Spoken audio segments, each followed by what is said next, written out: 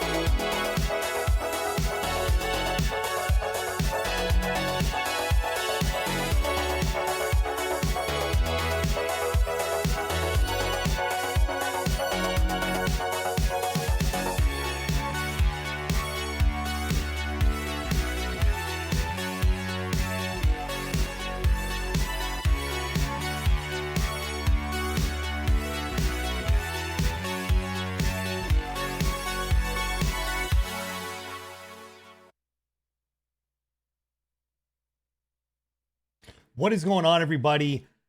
Welcome to episode number 18 of the Pre-Patch Podcast. First and foremost, I'm gonna go ahead and start this thing off. Fuck Discord. Fuck everything it is about Discord. I fucking hate this piece of shit, goddamn garbage application. You started off strong and now you've just gone to shit. So I don't know. Fuck them. That's the title of this episode. That's the title of episode 18 is Fuck Discord. For context, guys, we spent 15 minutes before the podcast just trying to get Discord to actually function properly without a glitch or audio issues or video issues before we can even get the show on the road. An entire 15 minutes. I am not exaggerating.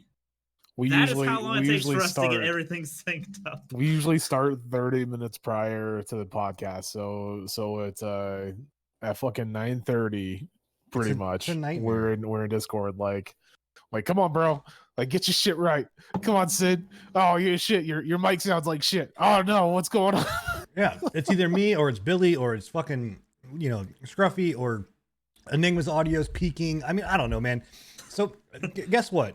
To anybody listening out there, whether you're on YouTube, whether you're on our Spotify link, whether you're here live or you're watching a VOD, please, dear God, send us something else that would fucking function. Please, like, we are begging you, because we are looking for options right now.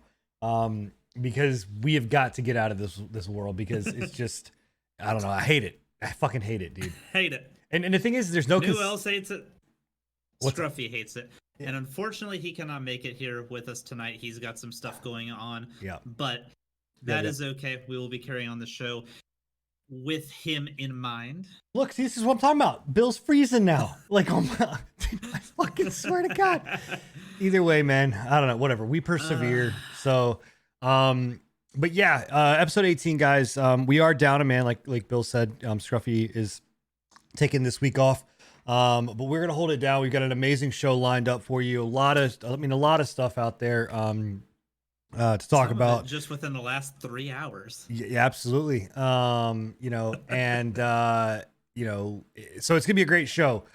But before we go into doing any of that, I obviously want to introduce the crew. You've got myself here holding it down, and then we obviously have got Bill taking over Scruffy's spot in the podcast kind of background over here. So he's my now right hand man. So what's going on, Bill? How are you doing tonight? Oh, it's going, my guy. I am ready to get this show on the road. Absolutely. And then obviously that he is never going to move. If he is ever out of that bottom third, there is just something that is going to, the world is going to come to an end. I got to make sure y'all's booties are checked. You know what I mean? Yeah. So he's going to always be held down below. But Mr. Enigma, how you doing, buddy? I'm doing good. How you guys doing? Hope everybody's having a great week. It started out strong. We're moving into the last end of the week. Hopefully everybody is having a great Thursday. I know I'm having a wonderful one. We got tomorrow with fucking Marvel finally coming out.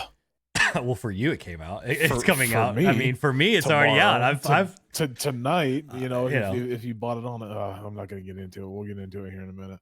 Yeah, I am. I've already been playing it and enjoying it, and I've already beaten the storyline. So, but that's to come. We're going to be talking about Avengers.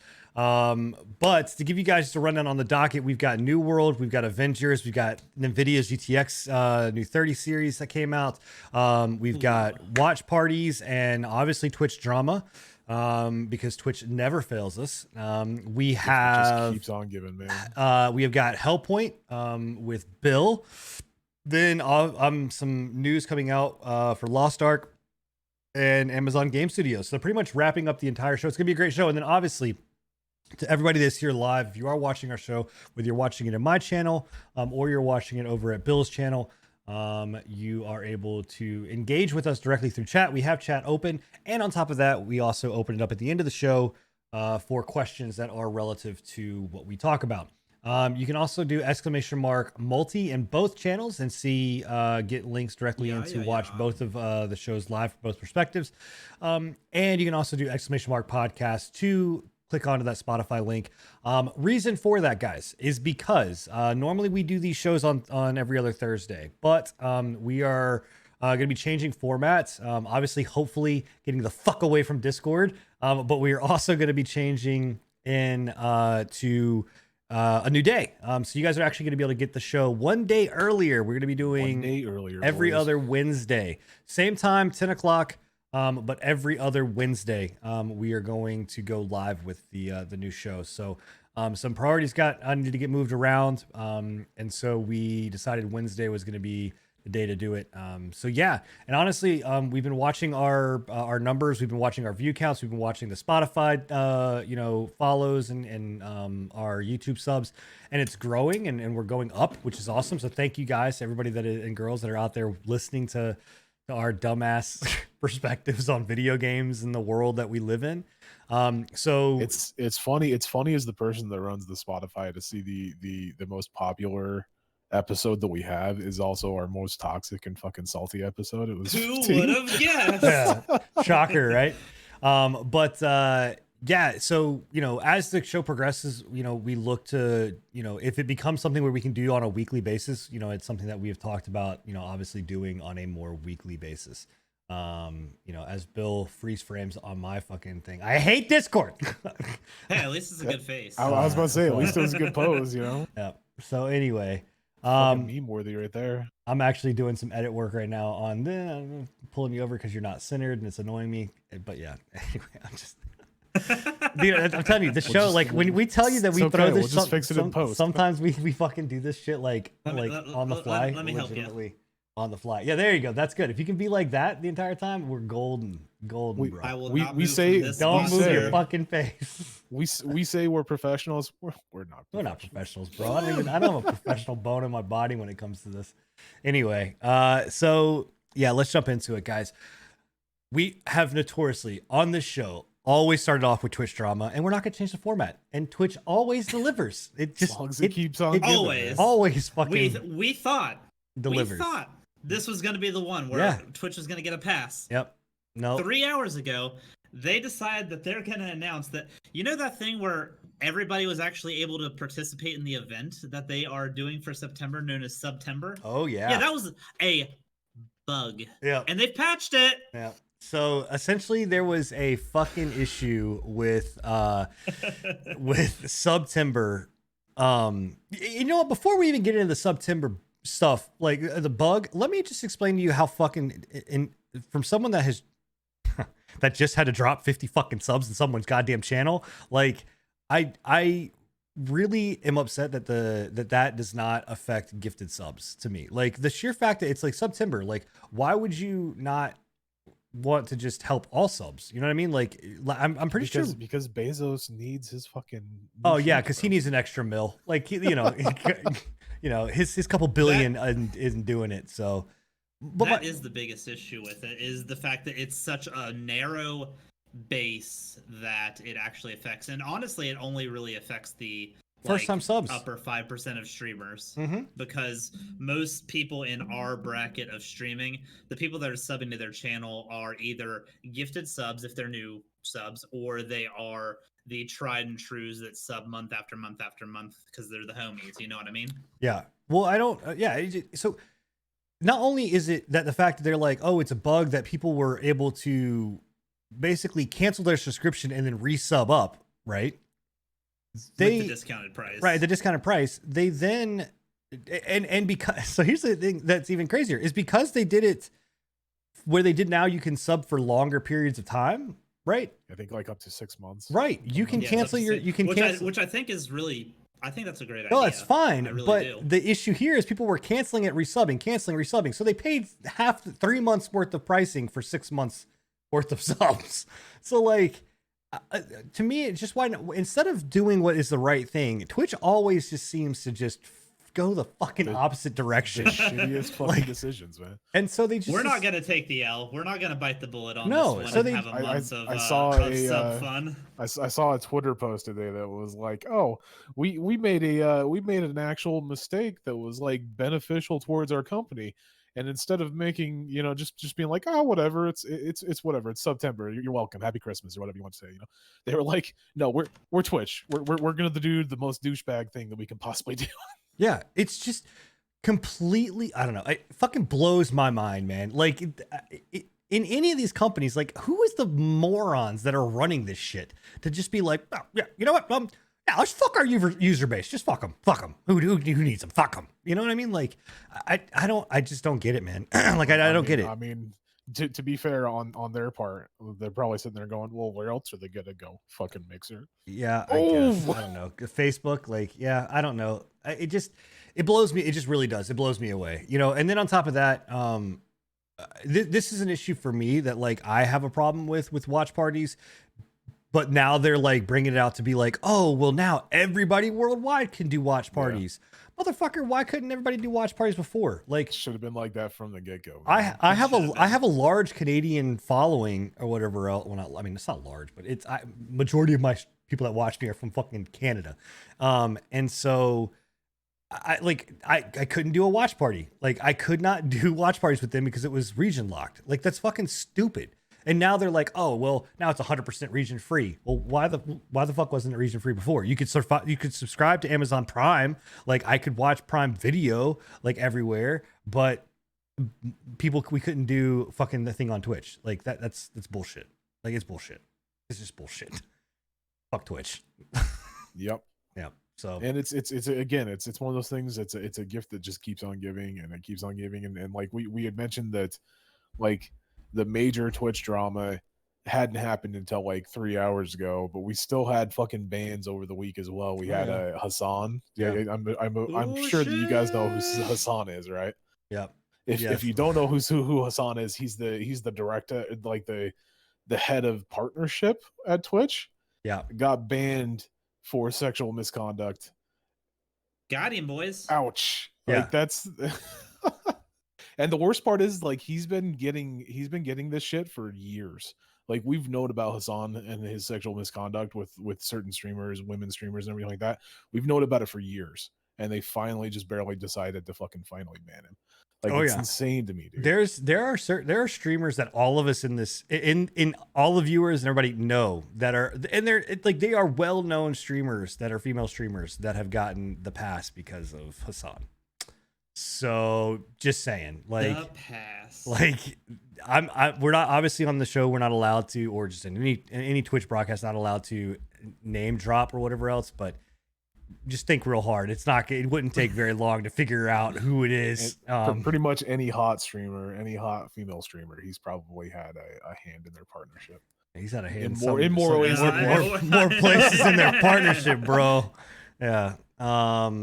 So anyway, thank you, Twitch, for giving us topics to talk about and start our show off every single show. Thank you so much. It really, it just makes this easy. So let's transitioning into the next good old fuck all. But you know what? It stays within the same company. We're not leaving the company here. We're gonna stay in Amazon. Okay, we're still gonna stay in the little Amazon bubble. So New World, right? Let's just talk about New World for a minute. We've been saying that we want to, and the worst part is like we've been saying that we want to talk about this for a while, right? We've been like, oh, we need to talk about New World, but I've always been like, I physically cannot talk about it because of the NBA. Yeah, I can finally talk about it. Oh yeah. So so here's the thing, right? So Enigma's been playing since the alpha, I think, like early alpha stages, since the closed alphas. Yep. I had played in some of the beta stages and got invited back in February or March or whenever, I don't know, a couple months ago. And then we got invited into this, some of us got invited into the preview. I got invited in. And then obviously if you bought the game, you were invited in. But so the long history of New World is that this game has changed direction 100 times in what it wants to be and what it's trying to be and all of these different things, right? But that's not even the issue that I have with it. Like, because I got in and I started playing and I actually enjoyed the game. You saw me on stream. I was actually having a good time with it. I was having fun. Like, the combat system felt good. The world was beautiful. It played very well. Like, the crafting system was amazing. I'll give it to Amazon too. Like from the point that I played it back in February to the point that you played it, they had changed a lot as well, right? We had talked a little bit about some of the changes that I had personally not liked, or that about some of the stuff that in the game prior to that they changed that I didn't like, and I was like, okay, that actually makes the game it makes it a little bit better, Yeah. Like there was more in-game events. There was definitely more PvE, but there was also a PvP, a large PvP, because they do rely very heavily on PvP. Like the whole dynamic here is that you create, it's supposed to be an MMORPG with not really survival elements, but there is it's like BDO, right? So there's a food and drink element that raise stats and things like that nature. Yep. So, but there is no like hunger or thirst or, having to maintain kind of like a certain level of sanity or whatever. So it's not a necessity. It's just beneficial. Right. You're again, it's about the whole concept here is that you are a faction of explorers that happened upon this area, and then once you drop on, you choose 3 different kind of what are they, covenants to choose from. Covenants, yeah. One is basically a plague doctor. One is a like holier than thou Christian Templar cult, and then you have one that's basically just like, yo, we're going to basically cleanse the earth of kind of shit. They're kind of the explorer people or whatever else. And so once you pick one of those, then from there, you as your faction go out and take over a chunk of land. In that chunk of land, that gives you access to resources, gives you access to missions, it gives you access to be able to craft and do all these kind of things. So there's very much a build on community, and that like it is a game that is built around having the the MMO aspect of it. It is a community based economy. There are no vendors, so you can't just buy stuff. You have to actually go on the auction house and trade. Again, very BDO-esque, right? Except the weird part, to talk really quickly, and I don't mean to interrupt you, but to talk really quickly about, we had mentioned the fact that this game has changed so many fucking times since its actual like release information. Like prior to it, around the first alpha that I played, this game was nowhere near what it is now. When I first played it, it felt more like a survival. It felt more like Rust. Yeah. Right. You were dropped into on a beach, and that was it. You had nothing else. Like they were just like, here's a fucking world. Oh, by the way, everybody wants to kill you, including everybody else that you just dropped in with. Right. So it was a very open world PvP type deal.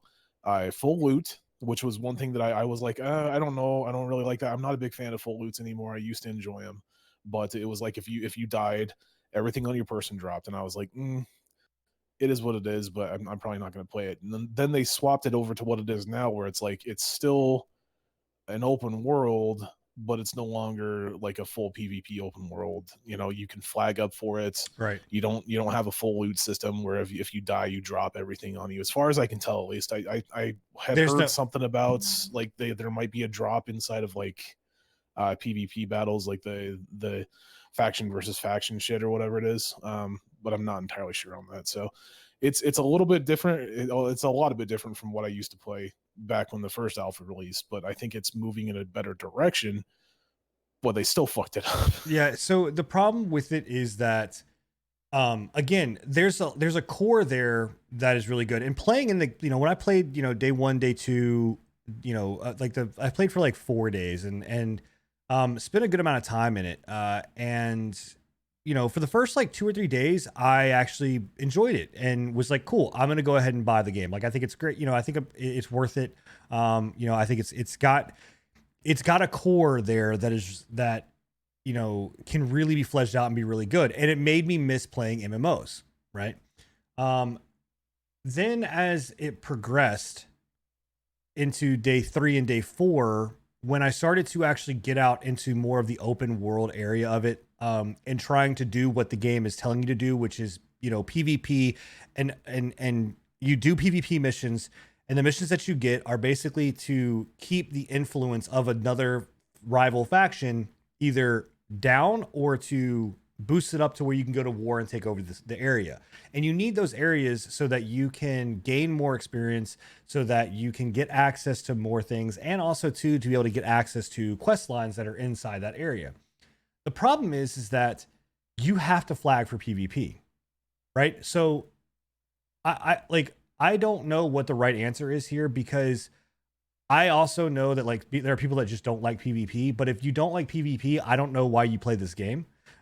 Because I was going out, and in my mind, when I play an MMO, just like I only play on PvP servers. I only, like when I played WoW, I only played on open world PvP servers, because you want to fuck shit up. Right. I'm going to embody what it is. I'm Horde. If I see an alliance, I don't fucking care. It's my job to take you out. Like, that is what I'm supposed to do. Right. My job is, we don't like each other. We hate each other. So my role as a Horde character is to kill alliance. My role as this faction is to kill you if I see you.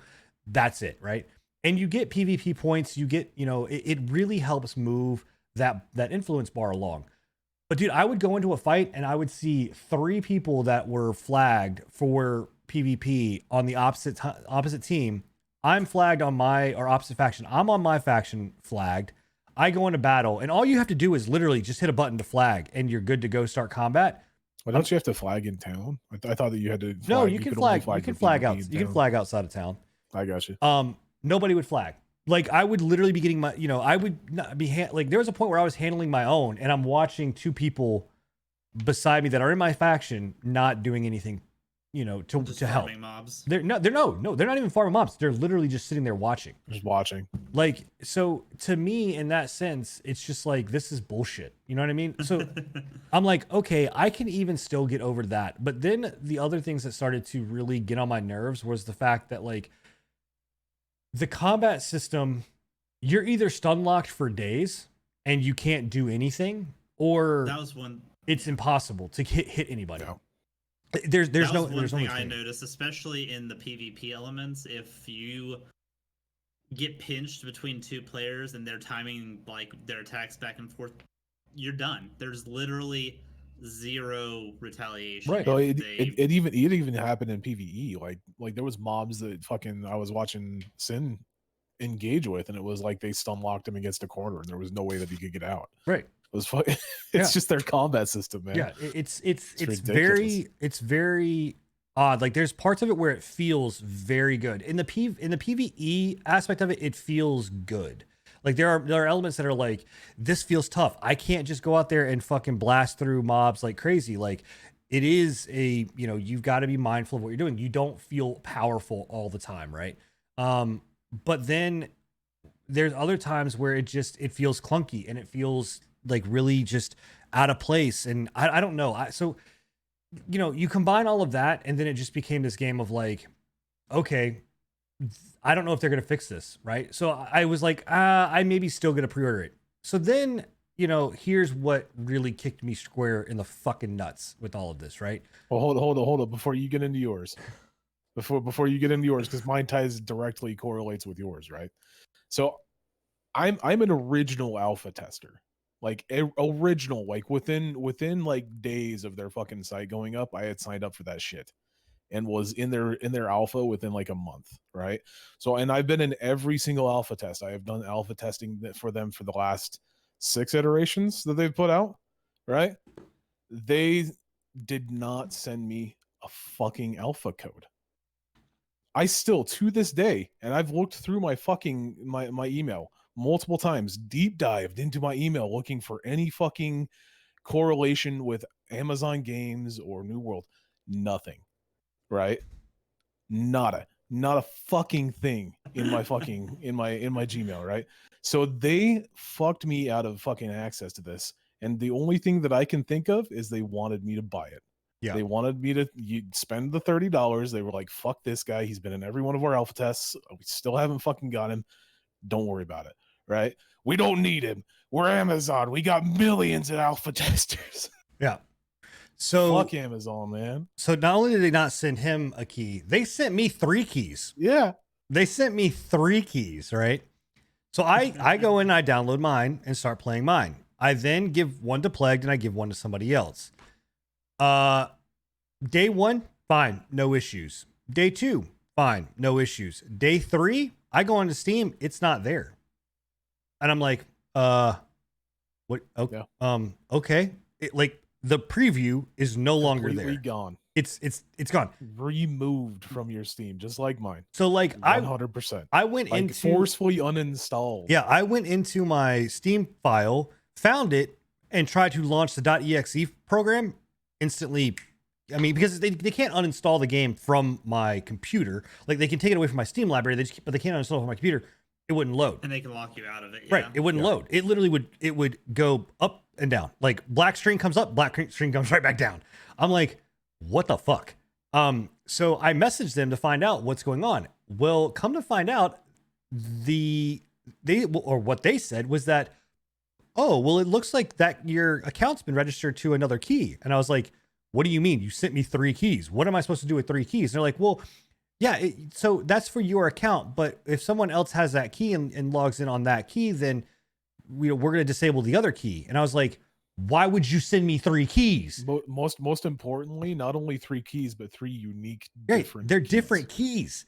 3 completely different keys. So they're like, well, we don't, you must have, like, it literally was listening to like a 2-year-old try to explain something. So they're like, so you must have requested 3 keys. I was like, why the fuck would I request 3 fucking keys? Like, what the fuck are you talking about? And I was like, can you just reactivate my account? Like, and they're like, no, we can't do that. But if you want to get into the beta, you can buy the game and get in that way. And I, at that point, was like, fuck you, I'm out. I was like, I'm done. Yep. And so like, and not only that, but like they also too lied when they went to their whole like preview system. Cause there was like, you had to pre-order before September 1st, I think was the date, or like the 29th or something. Like you had to have the game pre-order before that if you wanted to get into this, if you weren't already an alpha tester or if you're not Enigma. And so you then, but you that was on Amazon, but on Steam you could pre-order. You can pre-order to this day and get into the game, which is fucking it just. Again, it's like the buffoonery, just assery that fucking Amazon has. I'm telling you, dude. Amazon Game Studios, right? Amazon Game Studios to this date has not released a game that they haven't fucked up. Right. And so one of the things that I'm worried about is something that, well, we can go ahead and talk about now, is like the Lost Ark. You're saying that Lost Ark releasing in the US is going to come from Amazon Game Studios. I am fucking terrified. 100%. The only like factor that I'm looking at that I'm like, okay, you know, that's a good thing is the fact that every game Amazon has released recently has been straight from their studios, right? Amazon Game Studios. They're just acting as a partner to bring this to the West, right? So Lost Ark, if you guys don't know what Lost Ark is, it's been one thing that both myself and Sin have been looking forward to for quite a while. Like ever since, dude, like I think it was like 5 years ago when they announced it, 4 years ago. Yeah, almost. So it's been on my hype radar for at least 2 years when I knew that it eventually was going to come here. We just didn't know when. But I have been looking forward to this since it was in alpha. Yeah. If you don't know what it is, it's essentially like an MMO version of Diablo, right? So it's a top-down isometric, hack and slash looter that's set in a fantasy or a fantasy world with several different classes that actually look fucking cool. Like really, really cool. They've got different subsections inside of those classes too. So if you can be like a barbarian, but inside of that barbarian tree, there's also like 4 other different subclasses that you can be inside of that overarching tree. So it's got a lot of customization and a lot of like really cool things they're doing. I think it's coming from Korea, if I'm not mistaken. It's either Korea or Japan. I can't remember. That's why we've been it's been on our radar for so long, is because like they've been kind of wishy and washy is if they're actually going to come over to the West. At one point they were going with like a German company to bring it over to the West. That didn't work out. And then we've just kind of been in a limbo recently. And then Amazon picked it up. Yeah. And then recently, I think it was like at the start of last week, they announced Amazon Game Studios was going to be bringing it to the West as a publisher. Right. So that's good news. Personally, that is very good news because Amazon has nothing to do with the actual game itself. Yeah. But are they gonna fuck up bringing it to the West is the big question, because so far they don't have a really great track record. Well, we've seen too where publishers have fucked over games. I mean, we see 100%. All the time. I mean, look at WildStar, one of my babes, like my babes, right? ArcAge, dude, one of my favorite MMOs ever. ArcAge got fucked over so fucking hard. Yep. By I always forget what their name is. Guy, it's not Cacao. Cacao's Black Desert. Tryon Worlds. Tryon Worlds, that was it. Yeah, Tryon Worlds fucked that game so hard. Yep, so hard to a point that any fucking mention of ArcAge, everybody's just like, nope, we're good. Yeah, sorry. So but Lost Ark does. It has everything that it needs to be a fucking phenomenal, and it is 100%. Super fucking successful over in the East, like super fucking successful over there. So I am excited to dig into that. The biggest thing that I can tell the developers, just like, don't let Amazon touch your fucking game. Like, don't let them into like any of the microtransactions. Don't let them into any of the fucking anything like that. Like, just tell them, you publish it in the fucking West. We'll deal with the fucking game. Don't touch it. Yeah. Just leave it the fuck alone. Yeah. Bezos, stay in your fucking corner. Yep. Do your titty streams. Fucking leave it alone. I don't know, but we'll have to see. So anyway, New World. I don't know if you want to try it out. Fuck. I mean, well, I think it's done. Tomorrow, it's done tomorrow. Tonight is the last night. So legitimately the only way that you can even check it out would be to pay for the $30 and fucking get it. So Enigma will have his key tonight at midnight. Probably. He'll have his key they'll send it to me like a minute before the fucking game goes out. Hey, sorry about the late reply. And the one last thing I'll say about New World 2 is that they promised that we were supposed to get in-game dungeons, but then come preview time, people were like, oh, what kind of dungeons are there? Because like on my stream I talked about, like, yeah, they added in-game dungeons. Then we looked, there's no in-game dungeons. I don't know. And then they changed, like, everything is about like the open world, kind of dynamic and like bosses and stuff like that.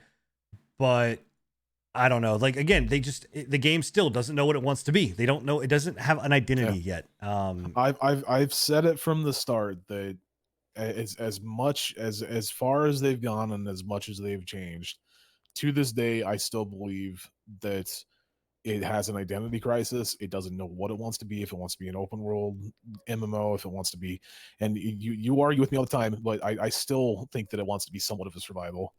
I don't know if they want to be that. I don't know if they want to be a modern fucking Western MMO. If they're trying to go down the Eastern MMO route where it's like all open world, like a cow and BDO and everything like that, right?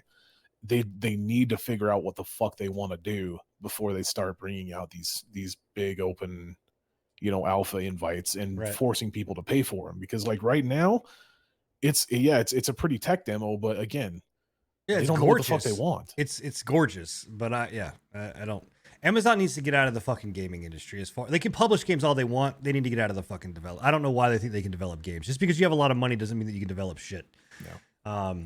Look at Epic for God's sake. Anyway, so moving on. Another game that has been played is Hellpoint. Bill finished his you finished your Dark Souls run, right? You've completely finished all the series, correct?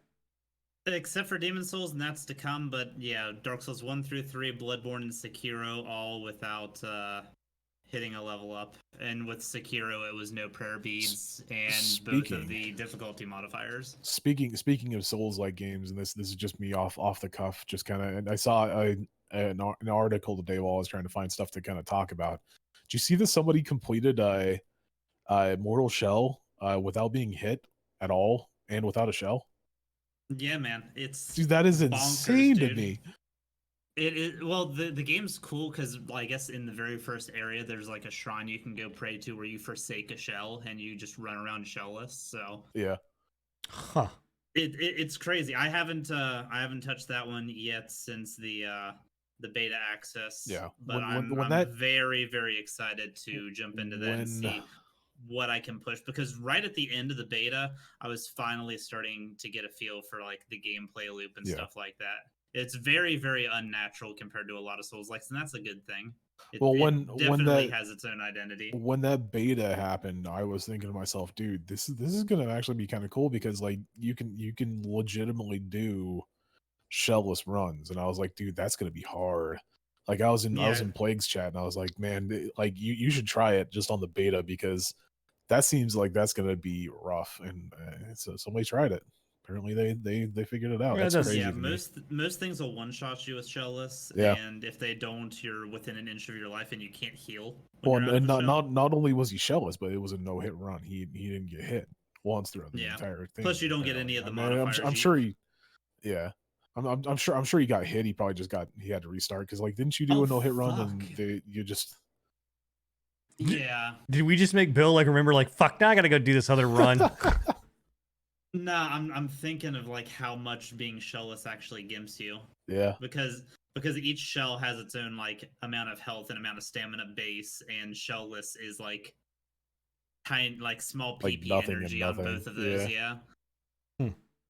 I don't know. I won't be able to experience fucking Mortal Shell until it comes to Steam. So, and anyways, my bad for derailing the entire conversation. Continue. No. I'm sorry.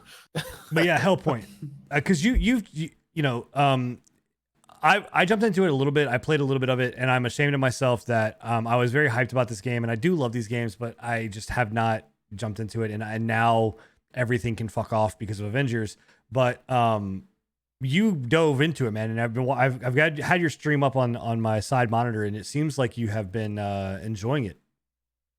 Yeah, it's good. Why'd you hesitate? Because there's definitely some very much glaring issues with it, but the core of the game is very, very good, and I am enjoying myself probably 80% of the time with the game. What are the issues that you're having problems with? So let me tell you, Sinan. Let me tell you my issues. Yeah, please do, Billy. The first day that I was playing it, everything was fucking amazing. Okay, we were going through. We were having a great old time. We beat the first boss, no problem. got up to this like little bridge thing. There's a boss on there. Fought that one. No worries. And then we have a choice. There's 2 doors. You have 1 passport. You can go left or you can go right. In the Tentacruel, we always go left, so we went left. And that door led us to this area with a boss that was broken beyond all repair. Not broken difficult, broken mechanically broken. So it's as far as I know so far, it's the only gank boss in the game. There's 2 of them. One of them is like a mage dude that teleports around the arena shooting spells at you as the other guy's like running around trying to melee you with shit. That's all fine and dandy. 2 things with this fight.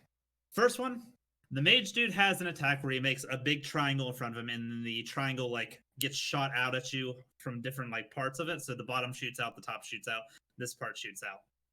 And if you're staying in front of it, you'll get hit by it. There's a part of that arena that if you're like, so if you come through the boss door, it's directly on the left. If you're standing anywhere in that corner, you just get hit with the damage no matter what way he's pointing it. For some reason, that spot gets you hit by that attack 100% of the time if you're standing there. So if you run into the boss arena and then head left, because there's boxes over there you can hide behind from the other stuff, and he does that attack, half health gone instantly. No, done. So like even if you were like behind them when he shoots it forward, you're still gonna get hit if you're in that spot. Because that attack actually goes like it gets blocked by boxes, it gets blocked by terrain. But for some reason, you just standing in that spot gets you hit, even if the attack is nowhere near you. Can I just point out for our listeners that aren't live watching, it's mesmerizing watching Billy with his hand movements try and explain this, and it looks like he looks like one of those air traffic controllers. That's I just if there's anybody out there and they have access to the video, I need you to like superimpose like a glow stick or something in his hands and like start making rave movements. That'd be great. Oh, man. How early on is that boss fight? This is, if you go the left path of that bridge, this is the 3rd boss in the game. Okay, I'm trying to think of where, because I got the one boss is where you have to get on like the heat. She does cold. It's you know what I'm talking about? She does cold damage. Yeah, the first boss that you do. That boss was excellent. Dude, that was such a good boss. Very, very fucking cool. Yeah. I remember watching you do that, and that was an actual decent fight. And then you had the dog, which I don't know. I think that was a mini boss, like the one on the bridge, like or in it's a bridge court, like bridge area. That's the second boss. Yeah. Okay, and so it's the one after that. Yes. Okay. So the melee dude, he's got like a one of those like incense burner ball things like and he swings it and tries to hit you with it, and he does frost damage as well.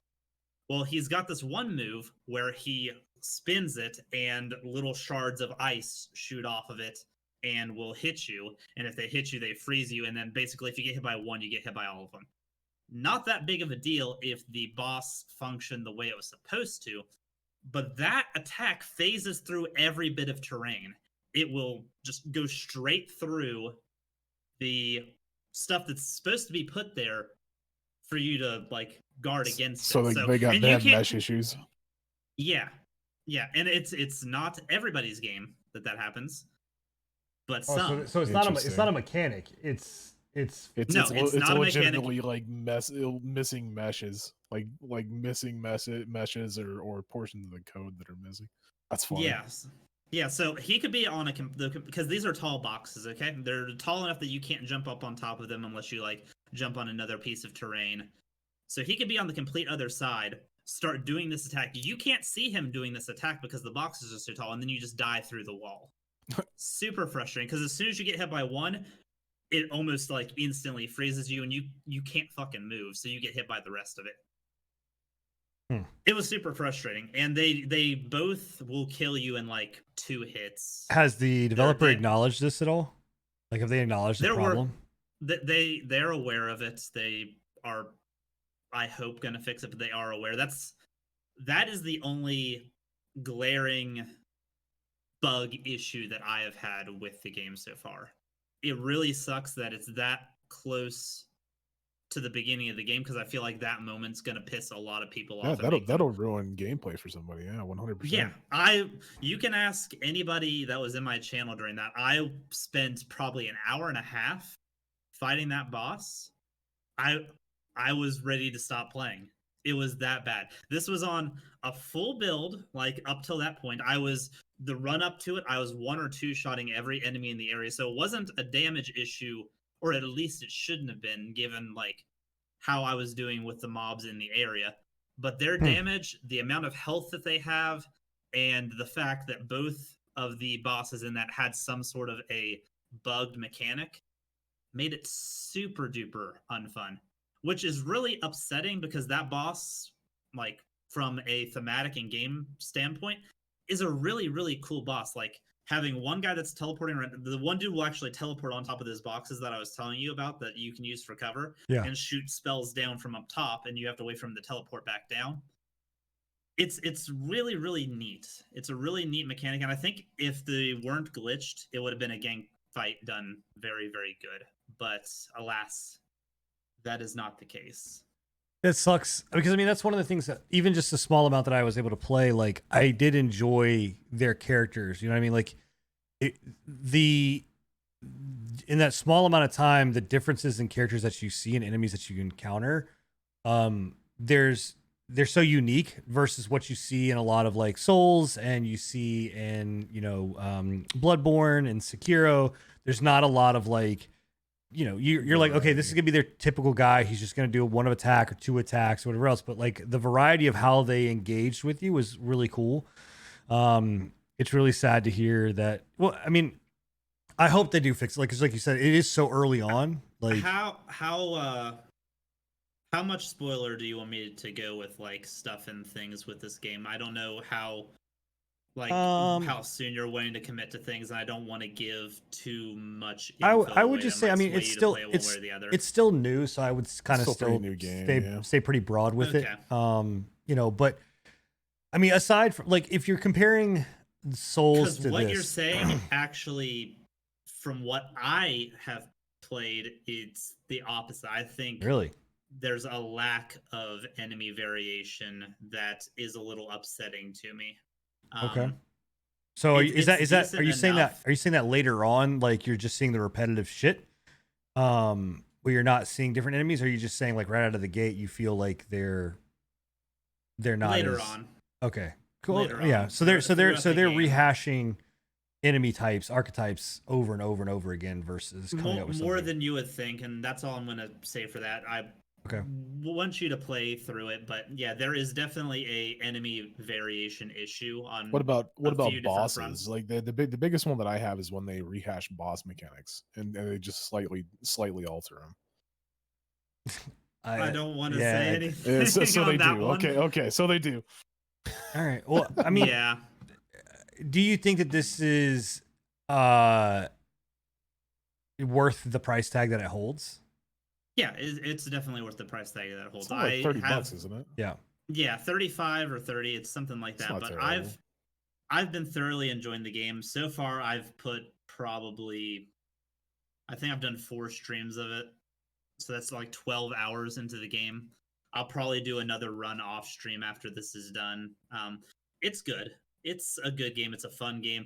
The weapon system is fucking stellar. Yeah. It's probably the highlight of the game. Each, like, you can definitely see like repeating move sets in some of the weapons, but there's a lot of different weapon types in the game. And that kind of stuff is with any of the Souls likes, like even with Dark Souls, like you have your straight swords, you have your scimitars, you have your great swords. I was about to say, because like even in Dark Souls, you don't like there's a good variety, but it's still the same movesets, isn't it? In most cases. Yeah, in most cases. But the weapons are really cool. I still am a huge fan that weapon levels are based off the mods and not the weapons, so you can plug and play whatever weapons you pick up. It makes it so that weapons you find later in the game you can instantly make viable if you just slap something out and slapping in. It helps with your build variety. When I was watching you the other night, you were using like a scimitar type deal and a like a hatchet or some shit. Like they look pretty cool. Yeah, the hatchet's really cool. The scimitar's cool. I've been playing around. I usually don't go heavy weapons in this game, but this weapon is so goddamn ridiculous that how about that big ass column?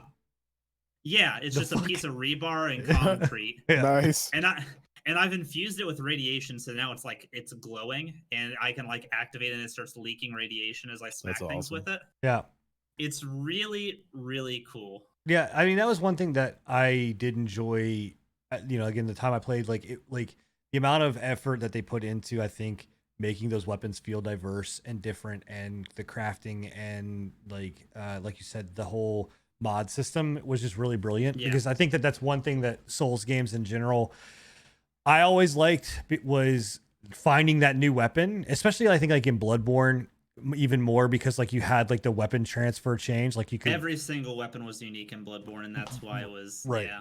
So like going into this, it's like, oh, that's really cool. Like you can have something, but then you add a mod into it and it completely changes the element of the weapon to something completely different. You know what I mean? So I really like that. And I mean, I think enemy variety can be altered and changed with updates and or new content. Yeah, for sure. And it's thinking of other games of this type that have released in this genre, like I'm thinking Remnant. Yeah, that's what I was thinking as well. Remnant doesn't have a super high amount of enemy. Honestly, I think each like has like 4 varieties, if I'm not mistaken. Now, like now that I'm thinking about it, every issue I've had with enemy variety in Hellpoint is a very similar issue to the way they do it in Remnant to a T, with both the regular enemies and bosses. The only difference is Remnant has a little bit more on the boss front than what this game does, from what I've seen so far.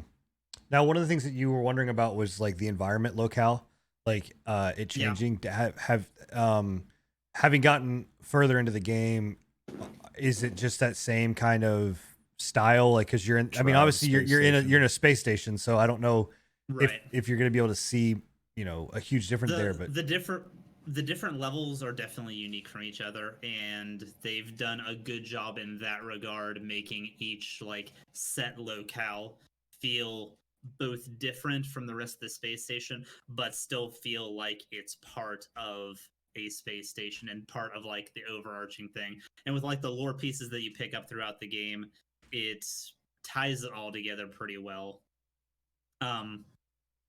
Okay, so I don't know if this is a design choice or if it's just poorly implemented stuff, but the inner workings of each of the areas tend to get a little bit hard to navigate at times. There's a lot of samey type hallways and rooms and stuff like that where I multiple times have gotten lost just because I'm not sure if I'm going down the correct hallway because they look similar to another hallway that I'm thinking it is. That could just be a lack of assets. But as far as like each level goes, and so far I've reached like I think 8 or 10 different levels. They're all very unique, and they've actually done a pretty decent job pulling a spaceship vibe from each of these, but making them solid and stand apart. So, one of the things too that I liked about the environment was I did think that they did a very good job of like the jumping element, having like that traversal. Like for instance, that one area that you go into, and it's a beautiful. It's right after the first boss fight, I think. And the observatory. Yes, and that just like you have that moment of like going out and like the shield plating opens up and the windows are there and you're just like looking out and it's just like fucking gorgeous.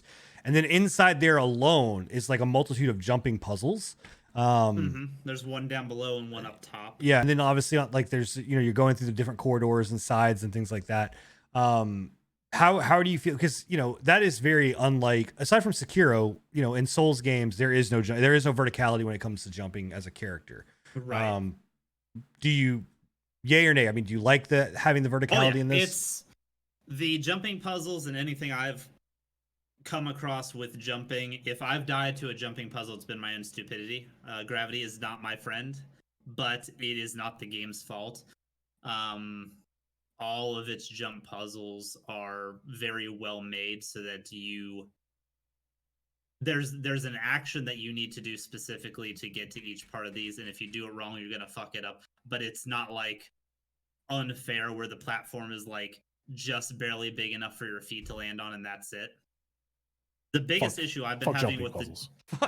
the biggest issue I've been having with the jumping puzzles is there's some jumps where you have to walk jump and some where you have to run jump. And if you run jump, whenever you land, there's a little bit of momentum that carries you forward. And I've walked myself off an edge so many times doing a run jump on something. I've done I remember in the one stage right before you get to where that second boss fight is, where you have to like run and jump on the pillars and then like, or not the pillars, but the spacing up top to get like I think it was just a piece of gear or something. But literally that momentum carried me just enough over the edge where I fucking fell and died.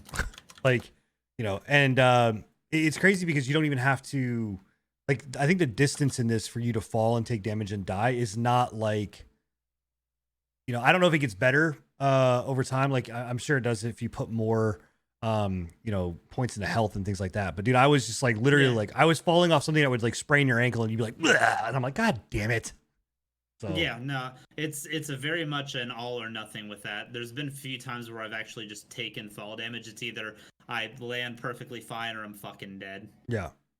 Yeah. And I haven't played around enough with the weight system to know if making yourself lighter gives you more like room to fall or if it reduces your fall damage. I've been playing pretty heavy most of the time, so yeah, that could have a part in it. Just another PSA.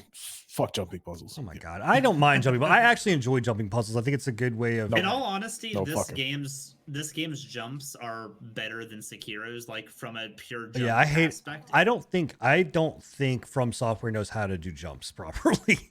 I just don't think the only thing that saved Sekiro with the jumping was the fact that you had a grapple hook that absolutely like, suctioned you onto a ledge or suctioned you onto a branch, and then you stayed locked on that like narrow platform. But actually trying to jump from one thing to another was miserable in that game. Yeah, I don't mind jumping puzzles when the jumping is done properly. Like, you know, I don't care like if it's like you have like a fraction of an area that you can hit to make sure that you're going to land to hit that and grapple up and whatever else. But like, you know, I think people look at jumping puzzles as like bullshit content, and I actually thoroughly enjoy them because to me they are a testament of like, can I get to it? And this is actually a very good segue into kind of Marvel Avengers, because Marvel Avengers does jumping puzzles and they do puzzles very, very well in that game. Why the fuck you need jumping puzzles? You got Iron Man. Well, okay, well that's the thing. But okay, well I don't want to curve into this too much until if you're not done with Hellpoint, because I mean I want to give ample amount of time because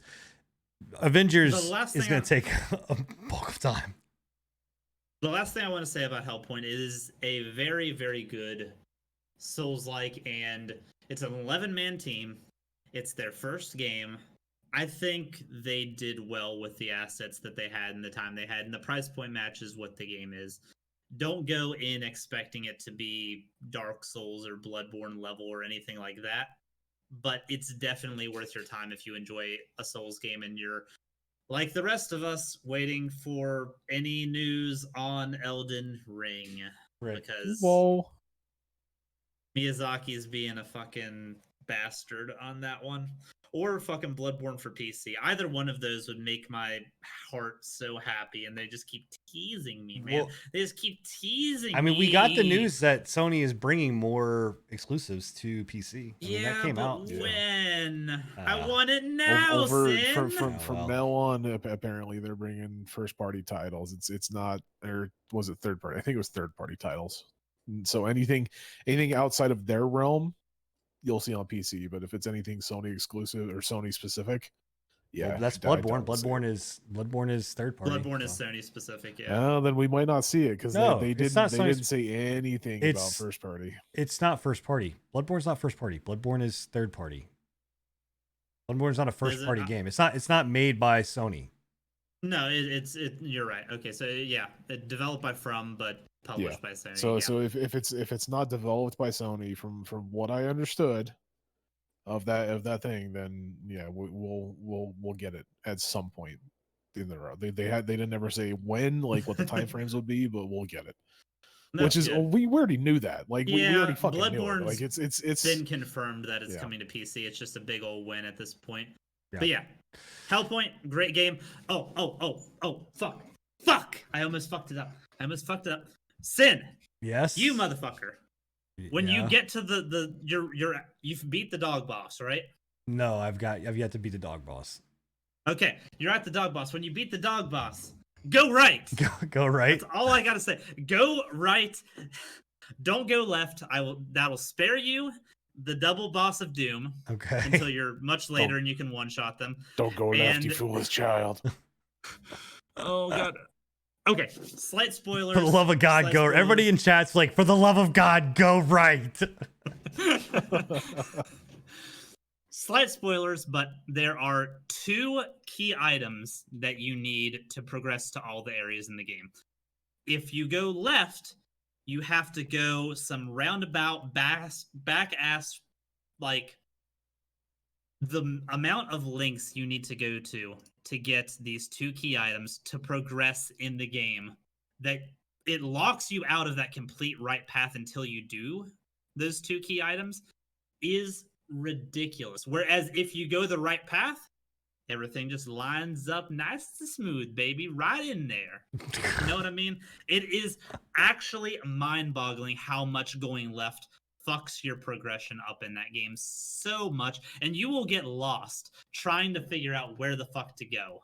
I think my perception of this game would be a little bit higher if I had went right instead of left. Really? For the love of God, go right. Huh.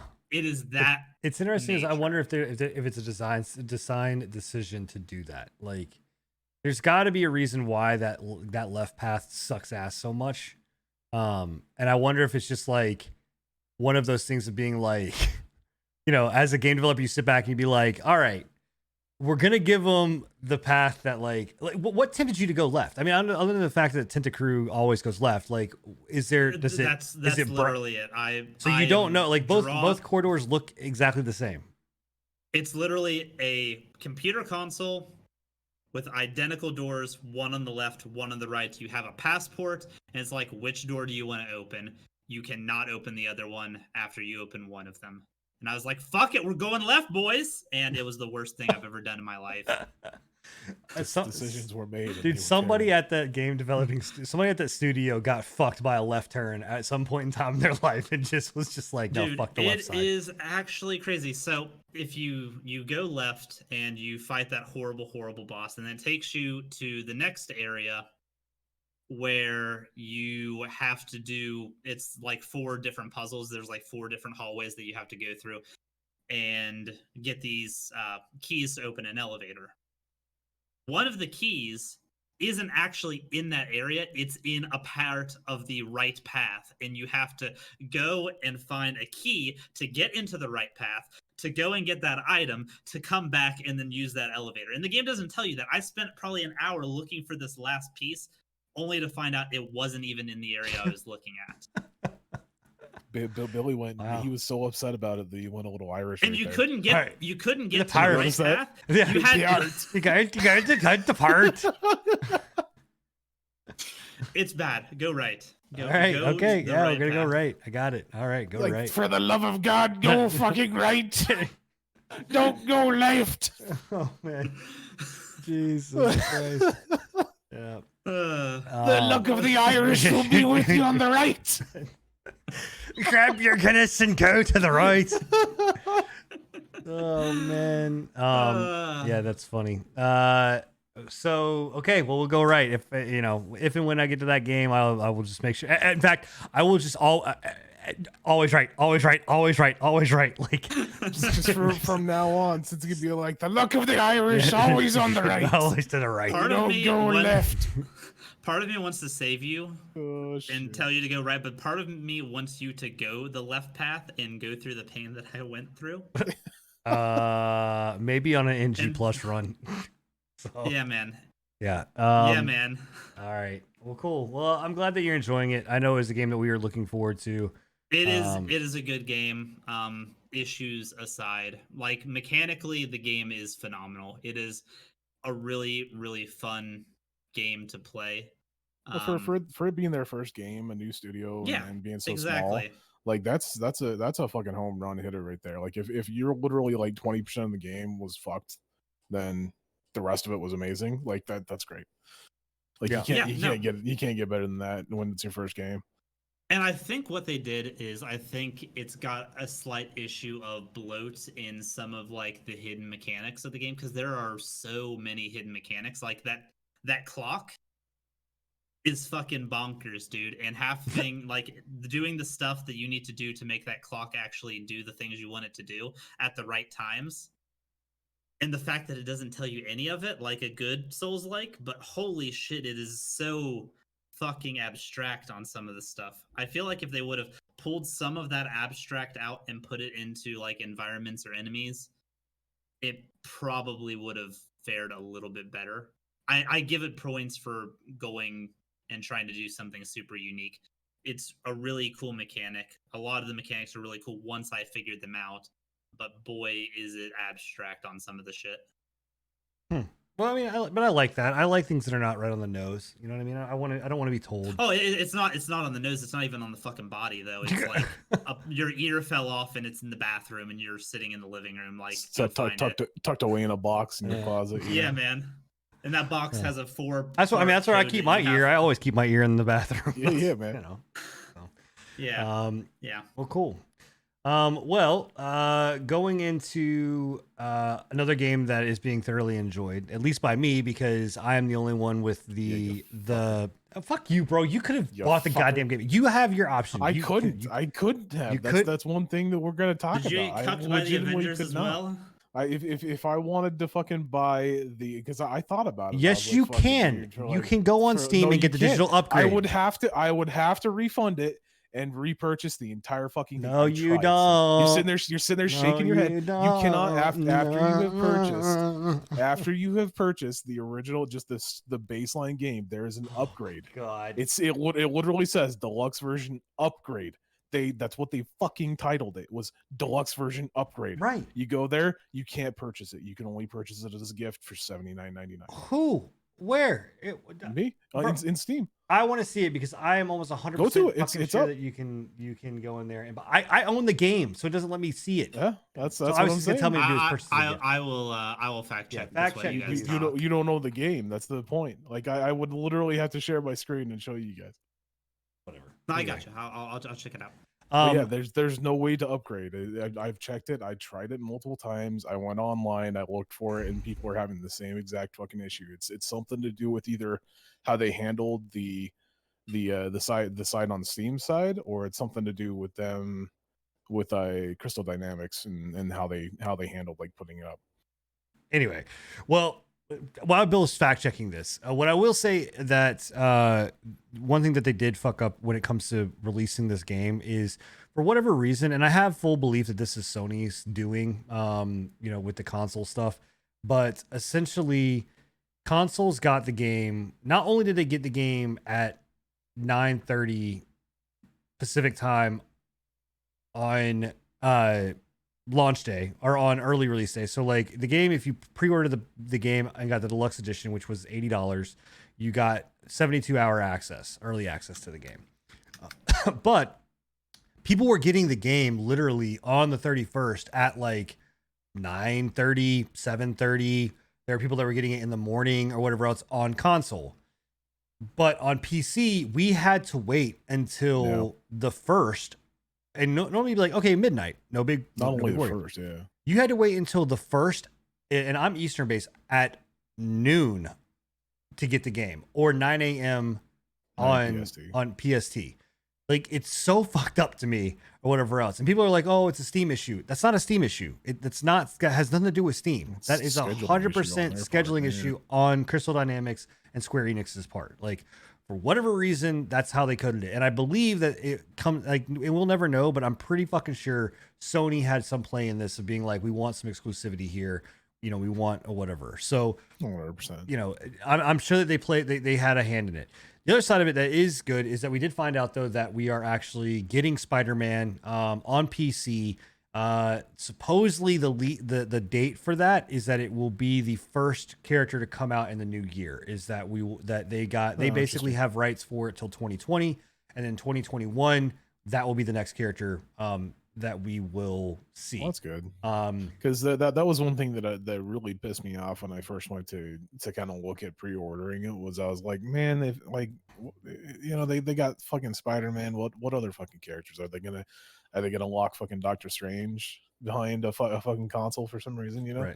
That just pisses me off, man. I'm like, come on. And Crystal locking an entire section of your player base out of an entire section of your game is ridiculous. And Crystal Dynamics has been very open about it actually recently here in regards to this particular thing, and it's because Sony owns the rights to Spider-Man as a so what they have basically kind of said is that Sony really did blur the lines here, because they basically made it out to be like they own the rights to Spider-Man, but they don't own the rights to Spider-Man. They own the rights to the cinematic, like the MCU. Well, Spider-Man. Not even just MCU. They own the rights to the movie Spider-Man. They don't own the rights to the comic book Spider-Man. So when Crystal Dynamics and Sony sat down, Sony basically put leverage and put weight behind it, saying, "Oh no, like Spider-Man is ours," or whatever else. Well, then when Crystal Dynamics find out otherwise, that's when they were like, "Well, you're going to get exclusivity for X amount of time, and then this is going to go to the other systems." We talked about it the last time when we first reported on it, and that's what we kind of talked about as well, was the fact that like Spider-Man itself as an entirety in the actual comic book Sony doesn't own shit. They basically just own whatever's in the MCU, as far as I know, right? It's not even MCU. It's not even MCU. It's not Tom Holland, but that's the other one. They own movie rights. They own movie rights in Spider-Man. That's it. So it's got nothing to do with games. It's got nothing to do with whatever else. And because the other way that they're getting around it is because, like, and we talked about this before, this is what we are most likely going to end up getting is probably like the Miles Morales or another version of Spider-Man that is Insomniac, because the one that they are getting is the Insomniac version. Mm-hmm. So anyway, but aside from this, right? So then the game launches. Let me say this too, is that the beta of this game was kind of rough. There was a lot of issues with the beta. Technical issues, right? We're not talking like gameplay wise. There were some gameplay issues. But from a technical standpoint, sound bugs, graphical glitches, whatever. This has got a lot of that ironed out. I am very, very, very satisfied and happy with this game. I am like a kid, on Christmas.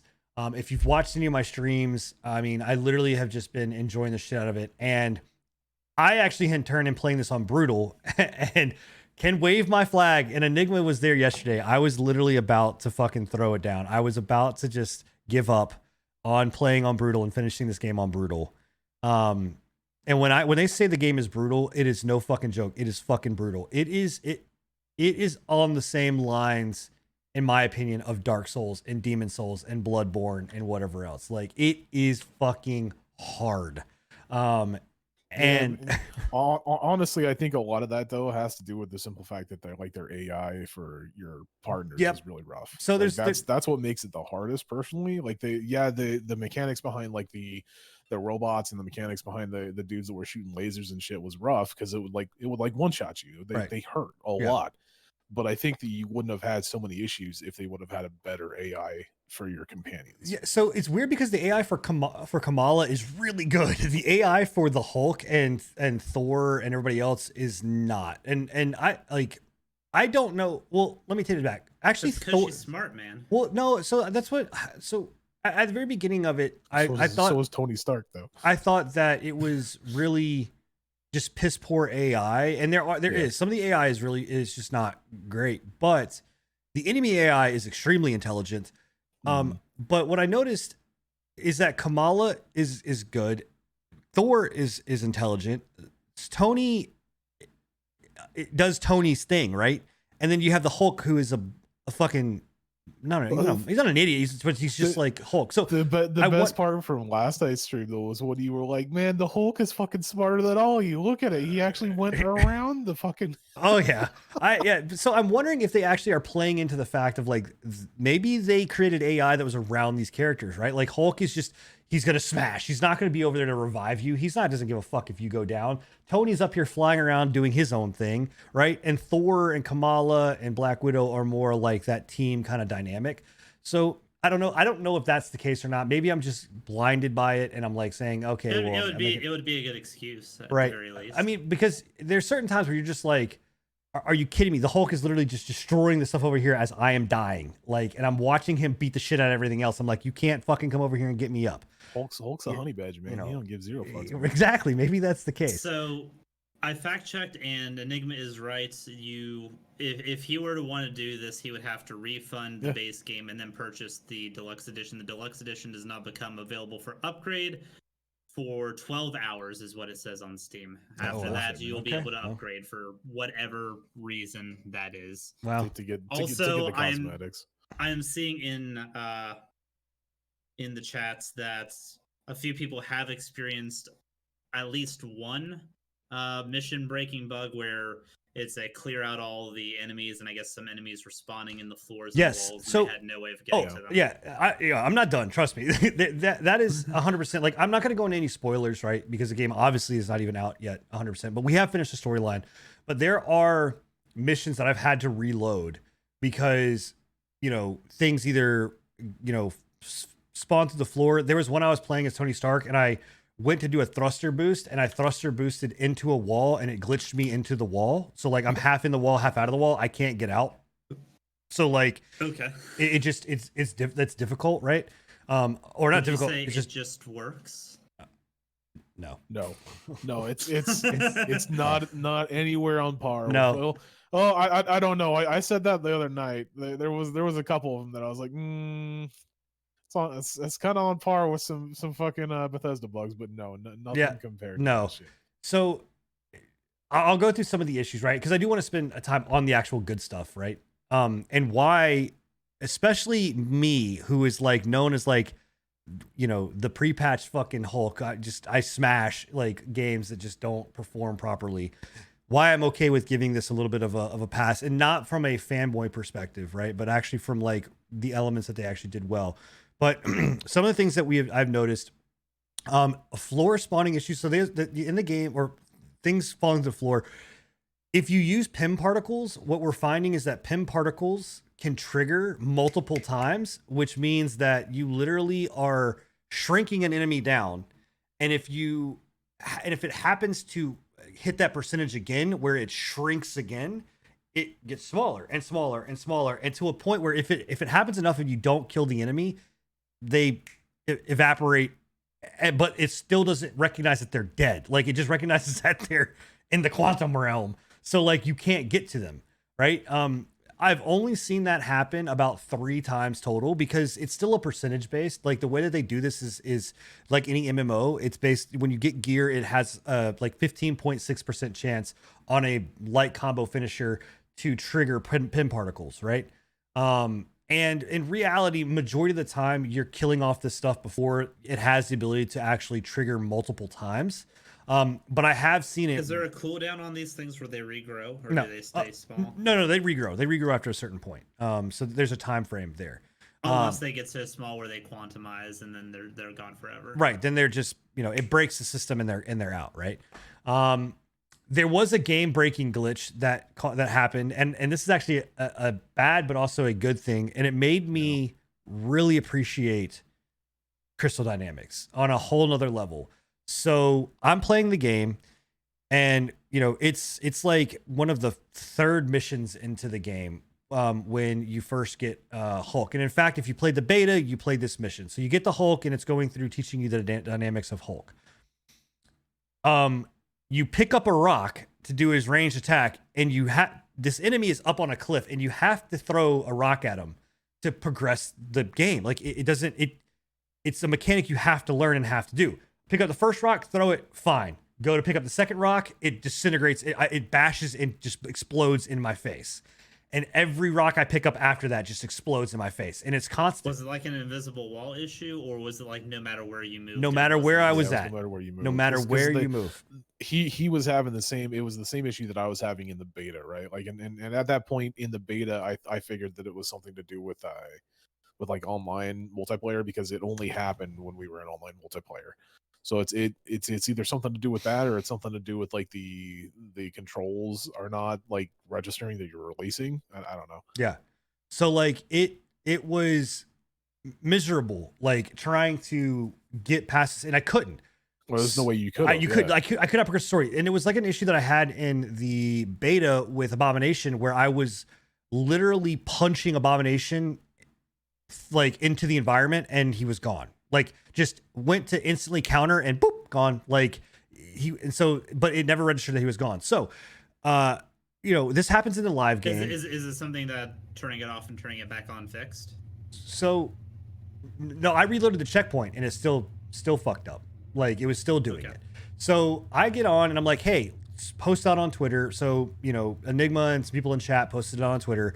And then I was just like, you know what? I'm going to go in and just see on their Discord. Well, their Discord is closed down. Like it's locked down. You can't make up any posts in it, right? But I happened to see somebody that worked at Crystal Dynamics that was online. So I was like, okay, I'm going to message him. I messaged him, not expecting to get any response back at all, not expecting to get anything. And guys, I'm not fucking joking. And Enigma can attest to it. He was in my chat when it happened. Homeboy jumped into my chat and like not only jumped into my chat, followed my channel.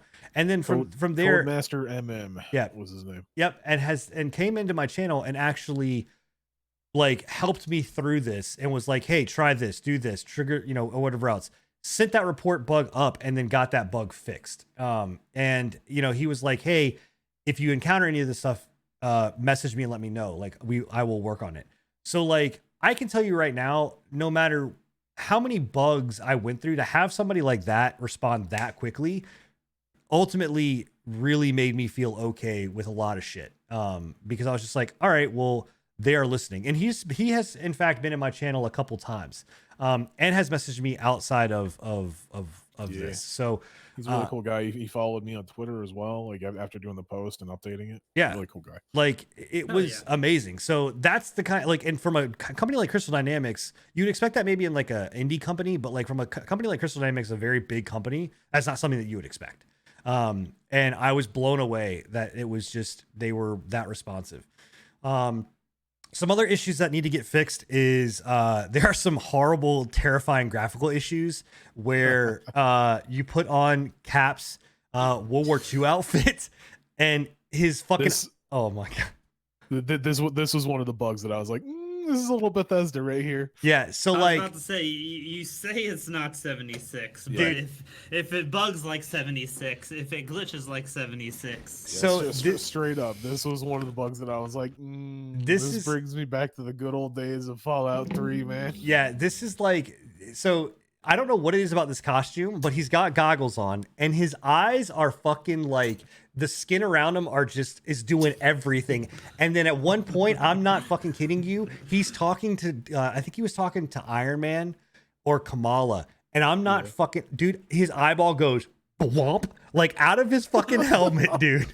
And it's just out here looking around or whatever else. So, and then on top of that, his mouth is like doing this. So it's like, all like his upper lip is not moving, but his like bottom lip is like stroking out. It's the fucking most terrifying thing you could see. And it's just like, oh my God, like what the fuck is happening?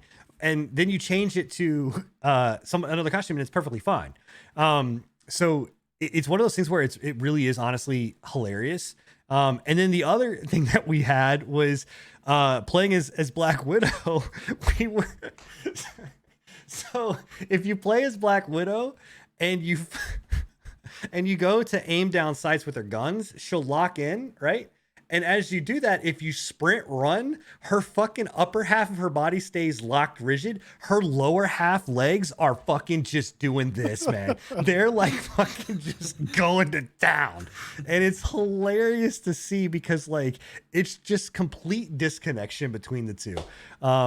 you know, and we had a bug with Black Widow in the beta where like on my screen, oh god, her she had entire no face, was gone. Yeah, but her teeth and her eyes were still there. Yeah. It was fucking nightmare fuel, literally. Nightmare fuel. And Enigma was forced to play her. Like that was the only other character like he could play. So it was hilarious. I hated it, dude. It was every fucking time we would go into a cutscene, I'm like, oh god, no. Like it was so bad. You know, and again, there are some things that like sound issues that glitch out where like last night, for whatever reason, I was playing a mission, and this game, obviously, because you have 4-player co-op, there's, you know, explosions going off, sound effects going off, you know, you got all of this stuff happening. So not too much, you know, I understand. And like, you know, sound is a big deal, but then all of a sudden everything just sounded like it went like this. It went right. And then it muffled. And then everything sounded like when I was shooting rockets with Iron Man, it sounded like popcorn shot. It was like, what the fuck is happening? Like, and like when you go to hit somebody, it was like if I hit somebody through a pillow, like it was just making this like funk, funk, funk. Sound like the compressor died. I'm like, what the fuck happened? So anyway, you know, that was weird. I'm gonna say one thing, and I still even like. I feel like everything that you guys are saying right now, you're giggling about. But if it was another game or a game company that a dev didn't come out and give you a good touch, you would be tearing this game apart.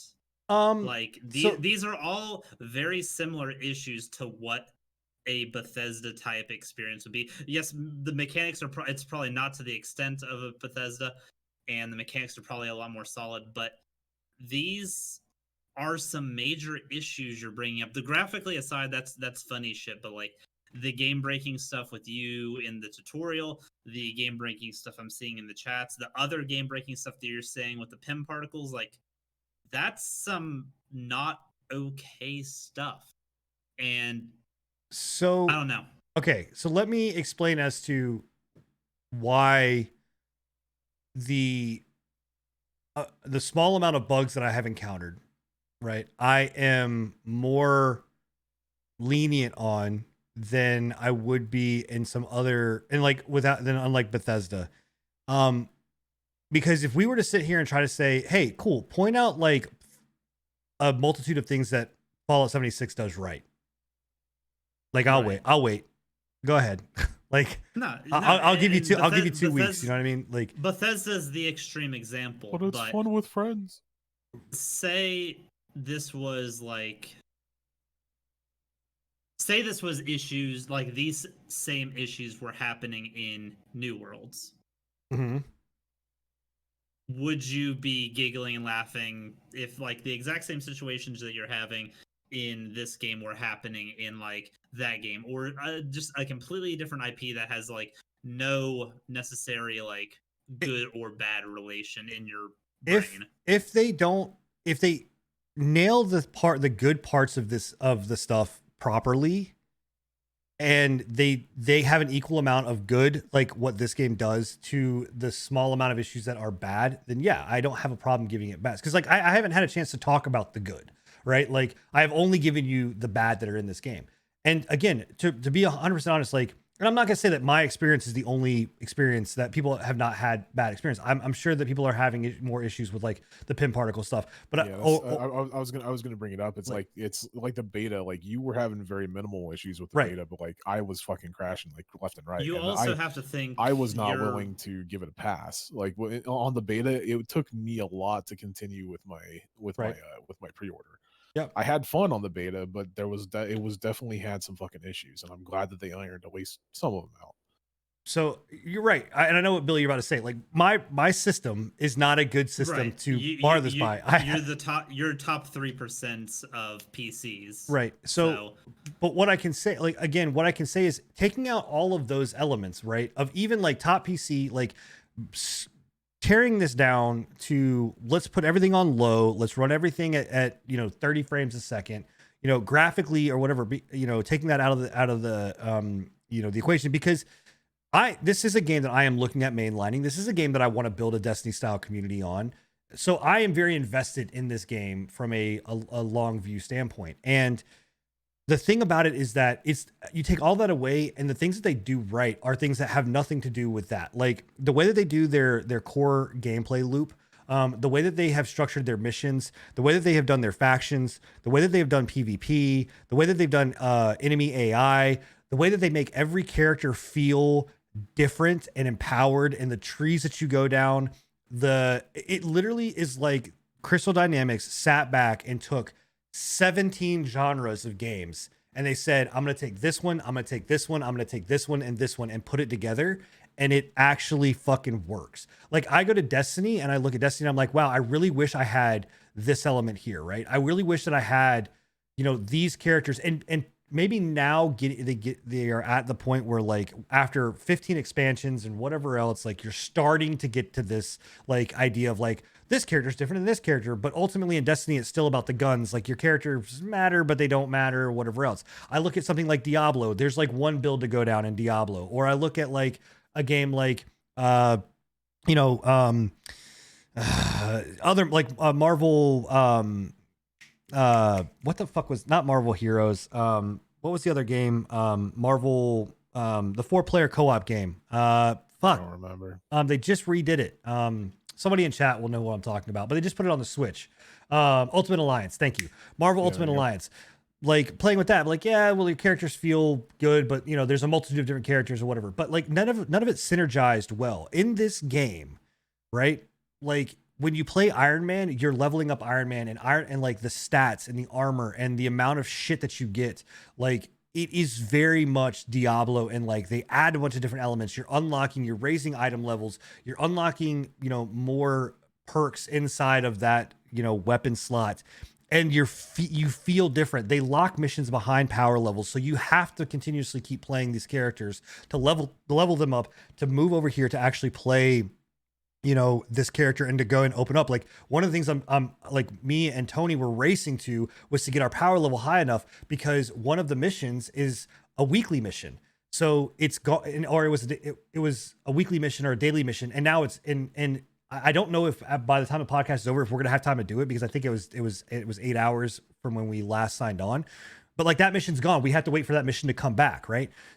All of those things on top of the faction, on top of the fact that there are a multitude of characters that you play through, and you want to level them up, because the in-game content uses all of these characters, and your characters, unless you're playing with friends, those are your characters. So like one of the reasons that I was having such a hard time in these in-game missions with like Cap and some of the last night was because I didn't go through and do all the story missions. I went and mainlined the story so I could then open up the Avengers Initiative, which is to play with friends.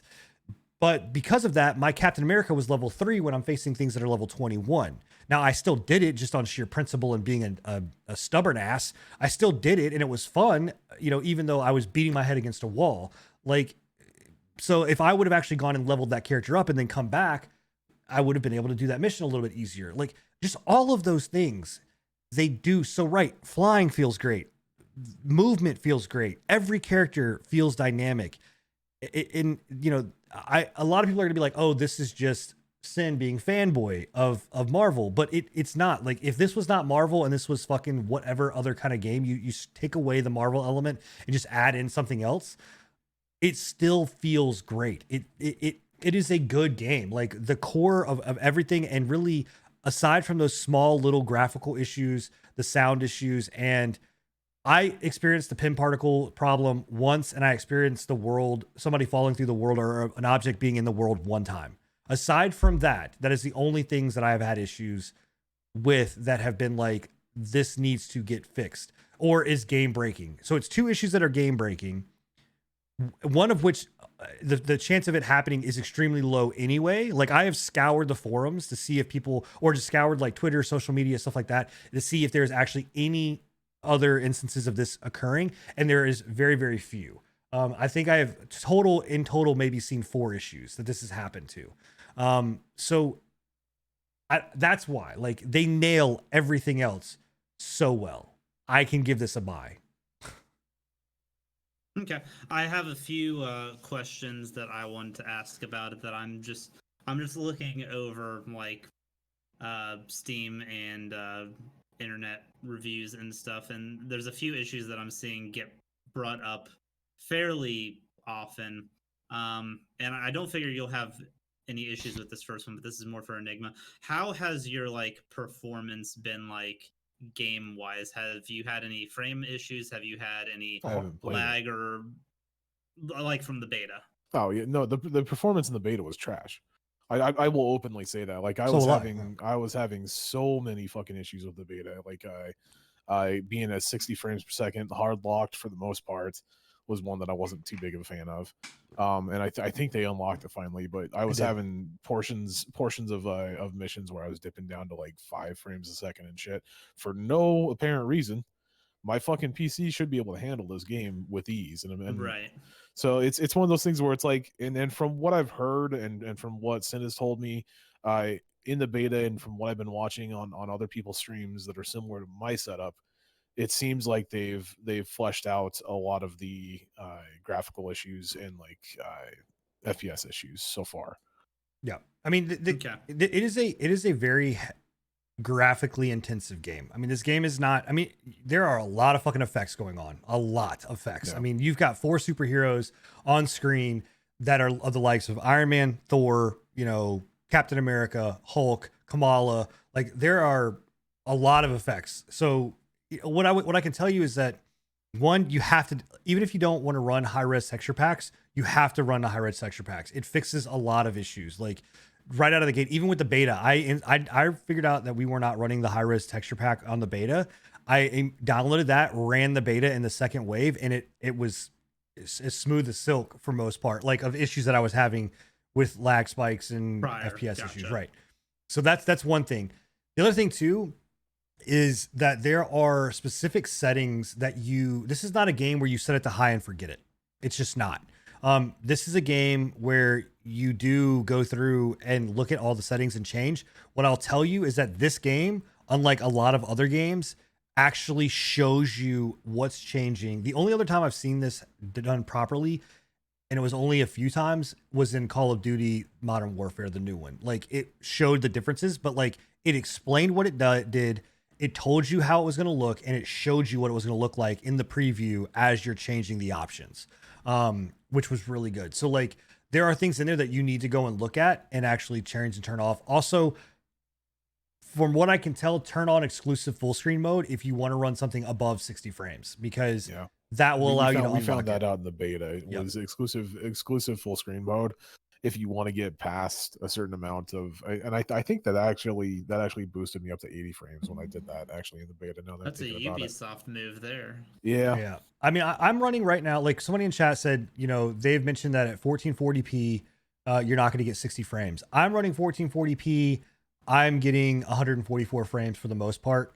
There are times where I dip. It's just. But Sin, you've got Titans. That's fine, right? But I understand that, but I'm not. What I'm saying is like, but I'm also running at 1440p, which means if I would go to 1080p, take Titans and whatnot, or even just a 2080 Ti or 1080 or whatever.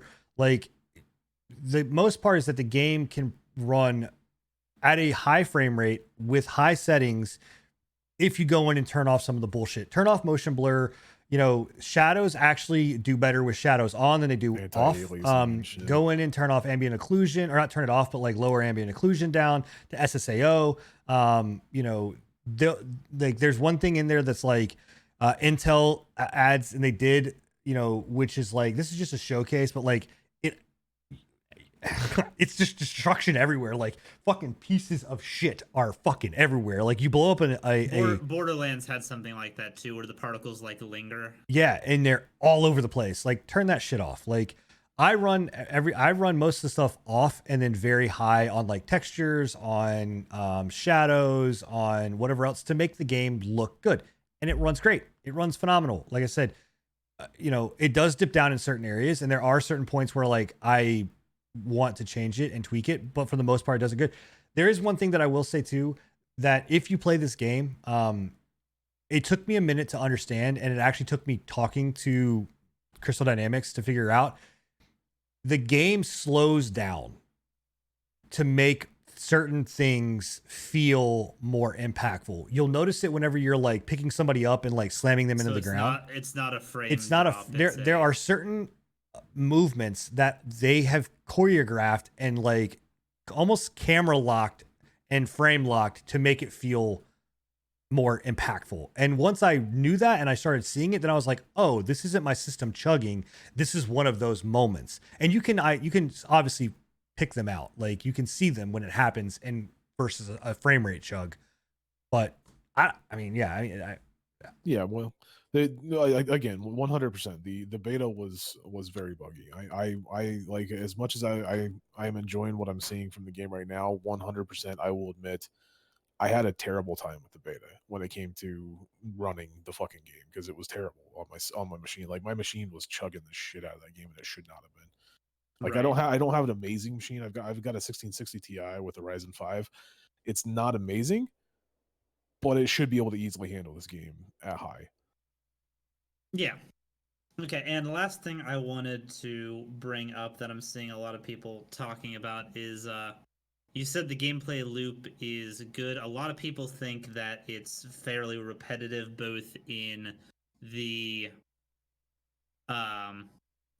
actual like enemies and like how things progress that way, and also in the mechanics of the fights themselves. They're calling it button mashy. They're saying it's just corridors full of the same enemy types. This could just be people that are not doing things properly or didn't get far enough into it. But I mean, they said I'm seeing a lot of people saying that the gameplay loops are very repetitive and they got bored very quickly with them. So I guess I will pose this with the question to you. Do you feel that Bloodborne is or Souls games are repetitive? Me, no. Okay. So no, I do not. But in reality, it is a button masher that you have to learn, you dodge, but it's a corridor, enemies, same, you know what I mean? Like I'm in the same boat. Like I don't think Bloodborne or the Souls games are repetitive either. Like, yes, you see the same enemies. Like, but that is understanding of what the storyline is. Like the storyline is literally, and I don't want to ruin any of it, but like it's a tip. Like I feel like you are playing a fucking Marvel movie, and you go and watch Avengers: Age of Ultron. You're not, or Avengers or any superhero movie, you're not fucking seeing 30 different enemy types, right? You're seeing the same whatever else, over and over and over again. But I'm sorry, like I disagree. I think that there are a lot of different elements to like the way that like characters will use certain blocks. They have ice, they have fire, they have telekinesis. They're using gravitron grenades. They are using, different weapon attacks. There's doing like a lot of dodging mechanics. They will team up on you.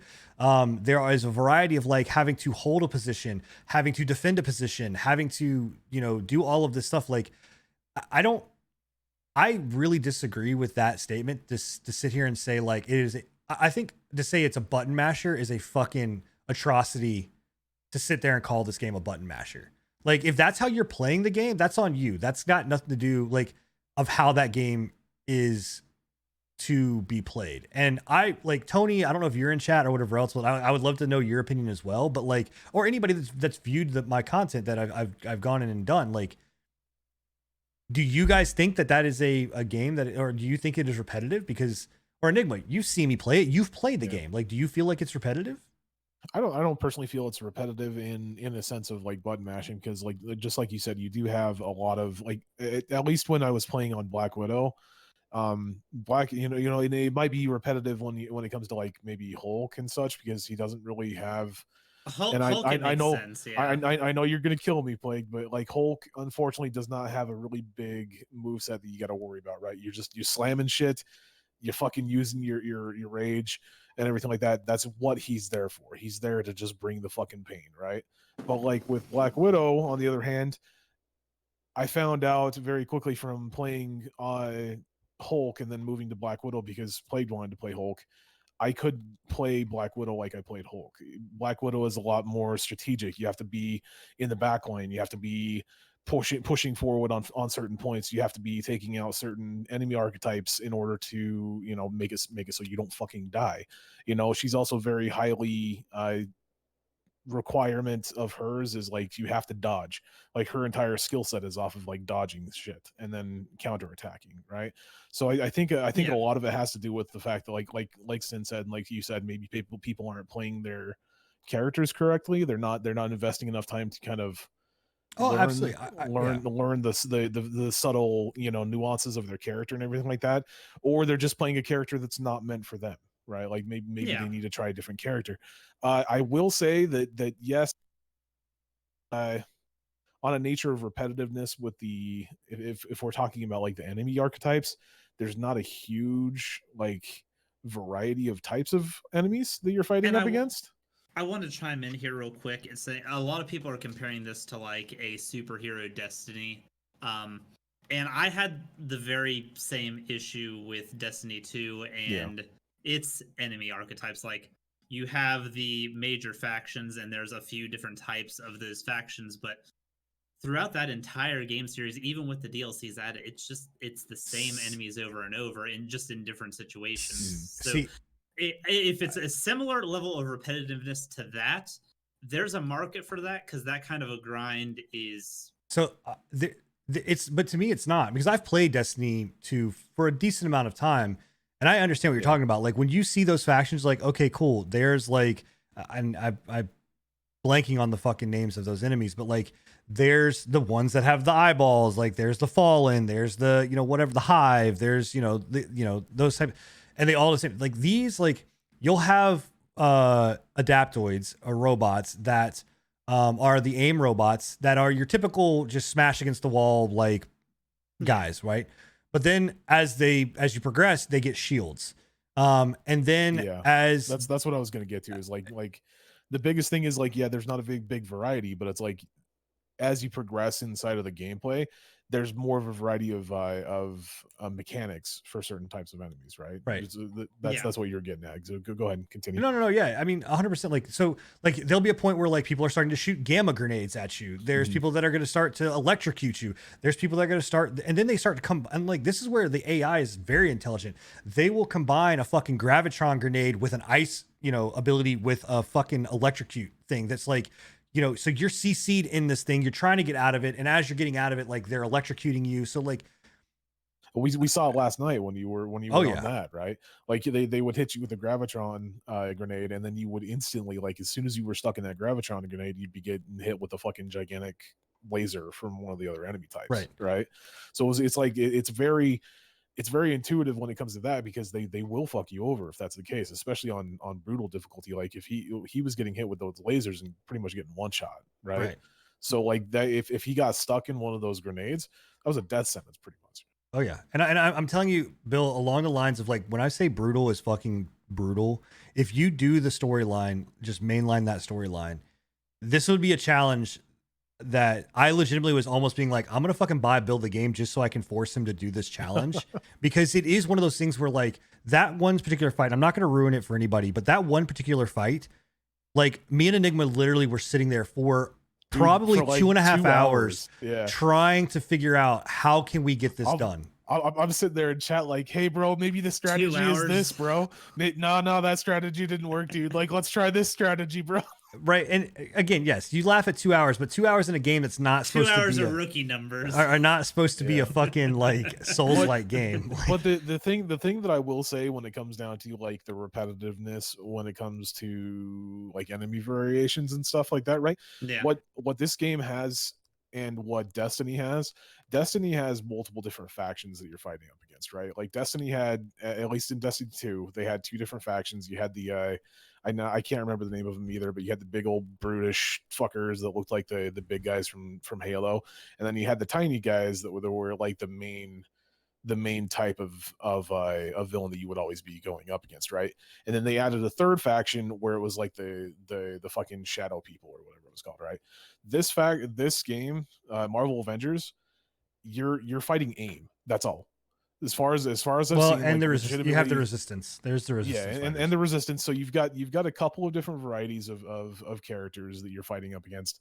They're not going to do, you know, you're just like in any type of fucking movie that you ever look at. Like if you go back and watch the fucking, you know, Marvel Avengers, even in huge battles, you're seeing like maybe one or two different varieties of enemy types. Yeah, it's right? not like there's gonna be random like sub factions just So, roaming around doing sub faction things. Yeah, exactly. And I get what you're getting at is like with this kind of stuff, I wouldn't give it as big of as much leeway on certain other types of games. And maybe that's just a bit of favoritism when it comes down to Marvel, because I am a Marvel fan. So is Sin. He's a bigger Marvel fan than I am. No one would have thought. But it's like even games like I've already said I did not support the fact that when their beta came out it was so buggy. In fact, that when it came out and I was having that many issues, I was like on the verge of refunding it. I was like, man, that was a terrible experience, right? And then Sin came over to me and he was like, hey, the open beta they patched out some stuff, you know, maybe try the high res textures. I was looking at other content creators and like, okay, you know, it's a little bit smoother and everything like that, maybe I'll give it a chance, you know. But no, by no means am I giving it a pass. Like if I get in there tomorrow and the game is fucked up for me, 100% I'm refunding it. Fair enough. Fair enough. That's all I had. There's a question in the chat, yeah. but I figure we could. Do we want to start? I mean, I can answer that question because I mean, okay. Real quick though, if you guys do have questions, we do a question and answer type thing at the end of each podcast. If you guys have questions for anything that we've talked about tonight, anything to do with any of the topics that we've talked about, or if you have something that's even remotely kind of correlates with anything that we talked about tonight, that's all we ask, is that you don't ask us what our favorite like sandwiches, you know, and anything to do with what we've kind of been talking or in the same broad range as that. Pop it in the chat really quickly. We usually try and answer within the last like 20 minutes, 10 minutes of the podcast. So make sure you get your questions in chat really quickly. Yeah. So to answer that question that Jake basically asked, which it was around the repetitiveness of the characters, of saying like, is there a lack of enemy variation? You know, as like you'll see one type of enemy in one area, and then as you progress to the next area, you see a different type of enemy. So, but that one enemy from before doesn't really show up. Again, it's hard because in this game, like it is like Enigma said, you're facing AIM. So like you'll see different robots as they evolve. Like in the very beginning, you're going to see the very basic typical AIM bots, or people. Right. You know, AIM as humans, employees and right. Shit, employees and stuff. And then you'll start to see robots, and then you'll start to see like evolutions of those robots, bigger robots, you know, and then you'll see more evolutions of those robots, and then more evolutions of those robots. And then like, so it definitely branches more. Right. But the other side of this too, is that this is a game that we are at bare minimum committed to for 3 years. Right. Like, that's what Crystal Dynamics has said. That's the content that they've already laid out. Like 3 years worth of content, including story quests. I can tell you right now, like, one of my main issues, like if you just mainline that story, I was telling chat earlier for people that were there when I finished it, I was like, there are some holes in the chat or in chat. There are some holes in the storyline that I'm like, I wish that these were fleshed out more. But I would highly recommend, unless you are trying to rush to get done so you can do play with your friends stuff, do the iconic missions, do the side missions, go and do all of that, because there's like a mission right now that is a villain mission for a villain that shows up in the game. And I don't know, did that beta, the very first villain that we face, not the one with we didn't face a villain in the beta. We faced that giant robot. No. I'm talking about when you're on the bridge. I don't want to ruin it for anything, but like I need to know if this was already public knowledge that that's out there. It's the one with Black Widow. You know who? Yeah. We faced that in the beta. Right, but was that public knowledge? I'm pretty sure. Okay, it's in their content material. You're gonna face Taskmaster, like in the very, very, very, very, very, like your fucking first thing you do is face Taskmaster as Black Widow. So, like, all you know is like Taskmaster shows up, this happens, and then you don't know shit about why Taskmaster's there except for a mention down the road. But then he has his own villain story arc mission. And it's not just a mission; it's a mission chain. So it's a chain of missions that explain that. So this game really does benefit you to go and play all of those things to understand the storyline of like, why is Abomination here? Why is MODOK? Why is AIM, AIM, right? So I would say like, don't just streamline straight down the Avengers missions to just do what they call the assemble missions. And that's exactly what it is. It is literally a mission line to assemble the Avengers. Go out and play the rest of it. So, but the game, I will say the one thing that has impressed me and continues to impress me, even through the situation that we had in the beta and everything like that. And the reason why I was like, okay, I'll give it a chance, was just how like stoic and like straightforward they are with wanting to keep everything as close, if not on point, with the Marvel universe, right? Like everything that they do is based off of research that they've done throughout the years, and I think we were talking about it the other day or yesterday, or the first, whenever they released it, they like 81 years, I think is what it was. They just had their birthday. 81 years. 81 fucking years of Marvel content that they have at their disposal, and they're trying to stay as true to that Marvel content as possible. And I can already tell you, and again, I'm not going to ruin it, but I can tell you right now, they are setting up for some massive shit. Yeah. Like finishing the story today. I finished it literally 30 minutes or like, I don't even think it was 5 minutes before. It's like 5 minutes before we were supposed to get onto the podcast. Stay set up for some epic shit to go down. And that's what I'm kind of trying to get at though, is like, if the only thing that Crystal Dynamics can do to let me down at this point is to not release any more content the way that they've released this initial release, right? So they have 81 years worth of content to drip feed. Yeah. That's a shitload of content. And we already know for a fact that we're getting several like high profile fucking heroes coming up. The one that do we want to talk about the announcement? Yeah, they did War Table, so it was Kate Bishop. Kate Bishop is the new hero. Kate Bishop, and they also did. I want to say that they teased Black Panther. Yeah, they teased Black Panther, which rip Chadwick Boseman. It's terrible, man. He got taken from us way too early. That's not cool. But and I know that they came out with information about that they didn't really want to push forward any more Black Panther content just out of respect for him. So like that right there instantly is like, okay, they're a class act. They're not just trying to pull this shit. They're not banking. They're not trying to money pull off of it. Oh, yeah. Absolutely, yeah. Because they could easily just be like Black Panther, boom, iconic outfit, boom, $10, boom, here, go get it. You know what I mean? Like, and they're not. Absolutely. Like I would say, actually, go watch for anybody that wants to know like what they are doing with this game from a long-term perspective. Go watch the last War Table because that's what they explained. Like the first one was just kind of getting up to it. The second one was like talking a little bit more about like war zones and multiplayer. This is like they show like their long-term goals and like they have raids, they have dungeons, they have progressing level floors of like that basically just get harder and harder and harder, but give you more epic gear and iconic shit. Go watch that War Table because there is legitimately an MMO's worth of content in this game right now. And if it wasn't available at launch, if I wasn't seeing it right now, trust me, Bill, I would be in the camp of like, this is fucking ridiculous that you're asking $60 for this game. This is fucking absolutely crazy. But they are nailing all of these things. And the few graphical issues that I'm having, I'm okay with. Like I can get past to be able to enjoy this game this much. So yeah. Okay. Sounds good to me. I do want to take a second real quick before we go into questions. Enigma did bring this up. Chadwick Boseman, he did play Black Panther. And he, for anybody that doesn't know, he did pass away at the age of 43 this week. Super young.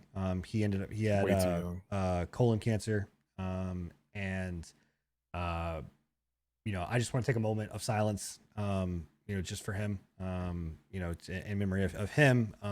But also, like, it is sad, and obviously we're Marvel fans and things like that. But like, this person was too young, but also two was like a genuine person that, like, if you had to embody what I would believe, like someone that is a celebrity and also trying to do right for the world, like he embodies all of that. Like, while fighting cancer, he was at St. Jude's Hospital telling kids not to be afraid while they were fighting for like he was fighting through the same shit that they were going through. So, I would like to take at least, 5-10 seconds of a moment of silence in honor of, Chadwick Boseman. So.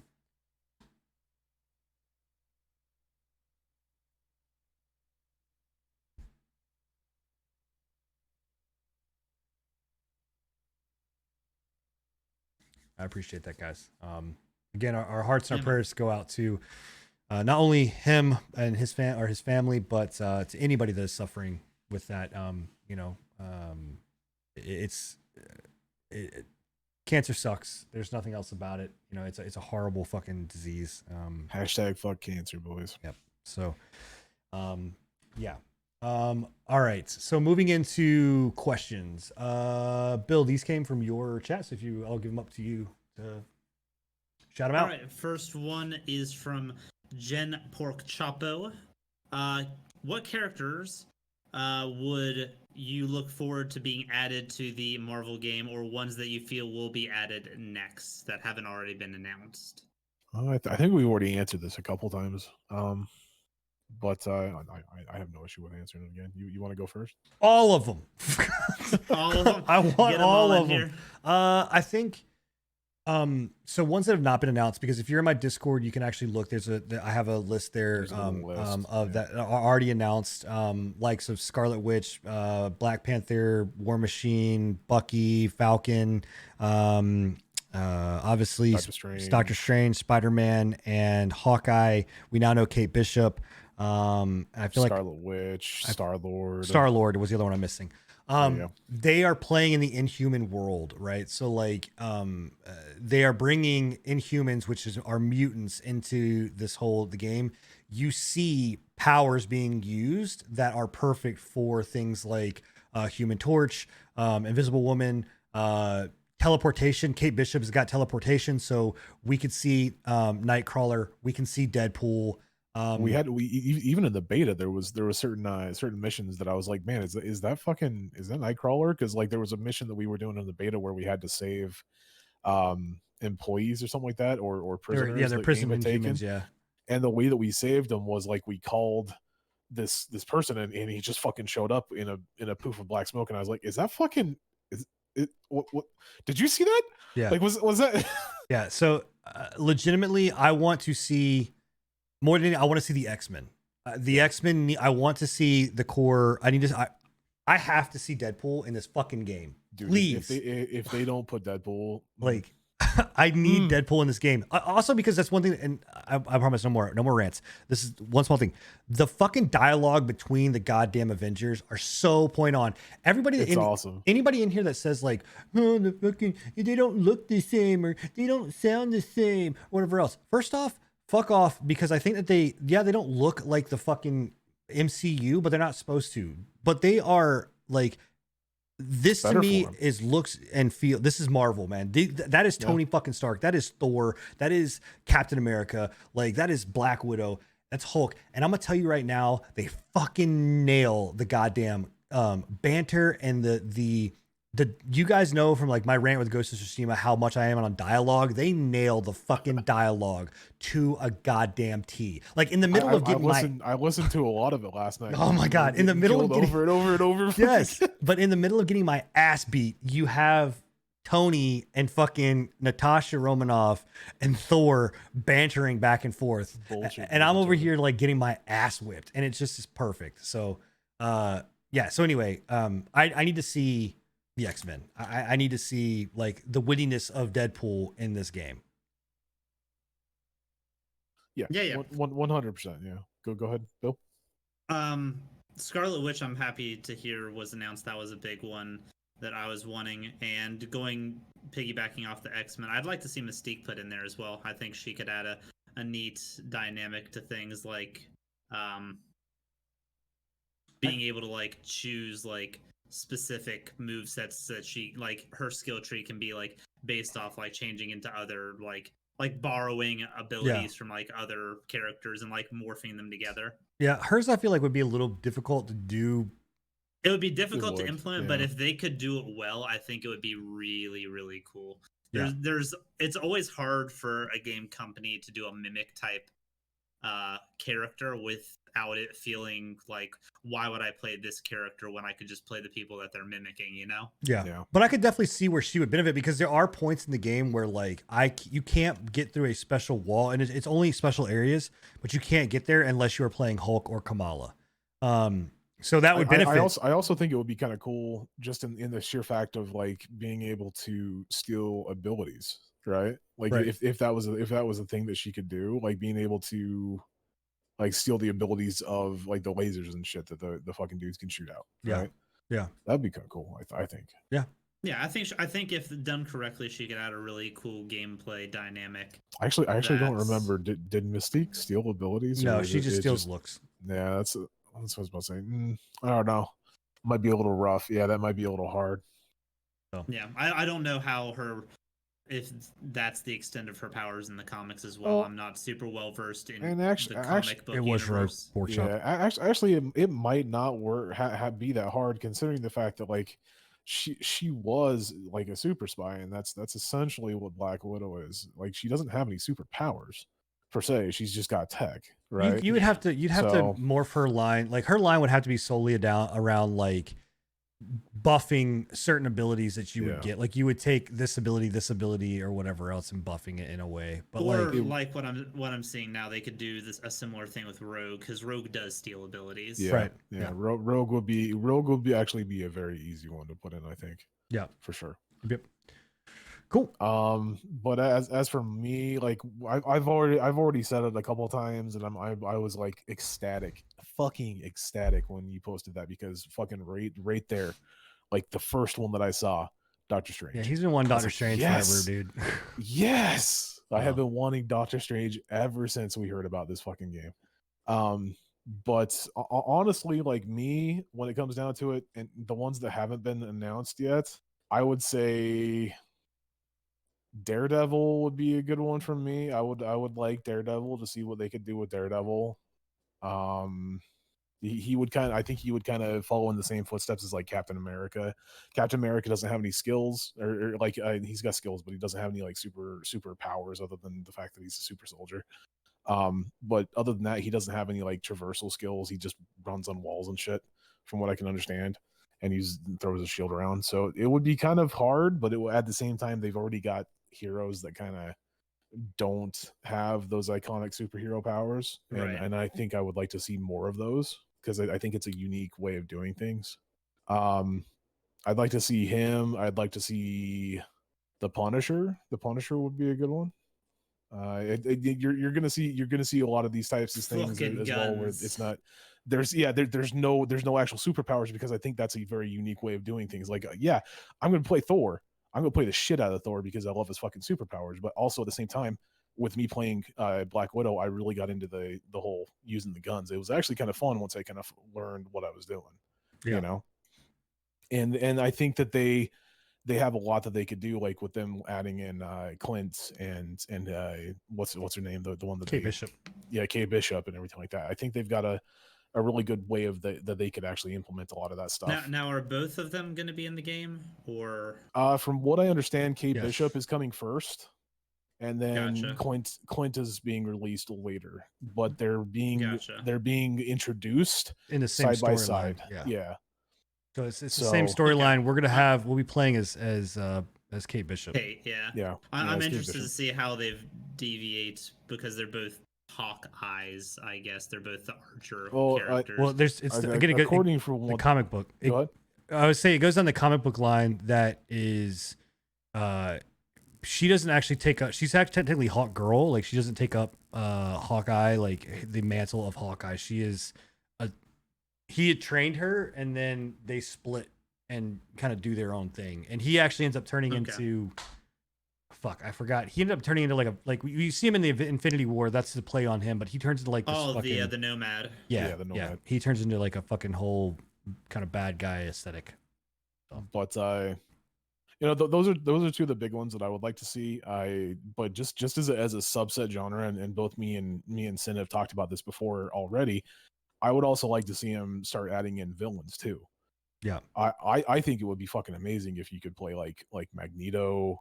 Fucking Thanos. I don't think that they would do Thanos because he's too fucking overpowered, but it would be fucking amazing to snap bitches out of existence. Yes, please. Like that's his ultimate. Oh, you're having a problem, and everything vanishes. Gone. Yeah. No. But I don't think they'll do it. But I think we could see it maybe like year 2, year 3. Where it could be something down the road. Yeah. Like a villain arc. You know what I mean? A villain arc, kind of like what they did with the Dragon Ball Fighter Z, where they had like the hero arc, the villain arc, but they could have it like as a full on like expansion stuff, or like what they're doing with Destiny 2, where you're finally able to like do like Dark Titans, Dark Hunters, stuff like that. I just think that the dynamic and being able to play with some of those iconic villains would be fun. I mean, I would like to see them, especially since it can push into stuff. I would like to see them playable, but if we don't get to play it as them, I want to face them. Like definitely, I want to face 100% those villains, and they're already setting up for that shit. The big one that I can think of, and now that we're getting Spider-Man on all of them at some point, would be like Doc Ock, some of the Spider-Man villains, because I personally love the Spider-Man villains. I think they're the most unique. Give me my boy Carnage, some of the most unique. Yeah. So, yep, cool. So that's me. Yep. Moving on, next question, Bill. This one was specifically for me, so I'll make it a quick one. Is Hellpoint a game that you'd want to challenge run, or do you think would be fun challenge running, or is it a game that you think is just good for 1 or 2 playthroughs and then moving on? I feel like this one, opposed to a lot of them, has like some decent amount of challenge run potential. You could do a bare fist run, you could do level 1 runs. The way the weapon system works, it's very similar to a Dark Souls system where you are limited by what weapons you can use, but they're not gonna really be lacking in damage all that much because of the way the mod system works. And honestly, it would probably add a little bit more variety to what you can do. Like, you could actively have radiation or fire or anything like that needed for a base level run like that. And obviously challenge running is going to be for any game that comes out ever. So yeah, this game definitely has some decent challenge run potential in my opinion. And I will probably end up doing a level 1 run of it eventually at some point. I mean, that's what you're all about. Like 100% at the end of the day, you're going to go back to it.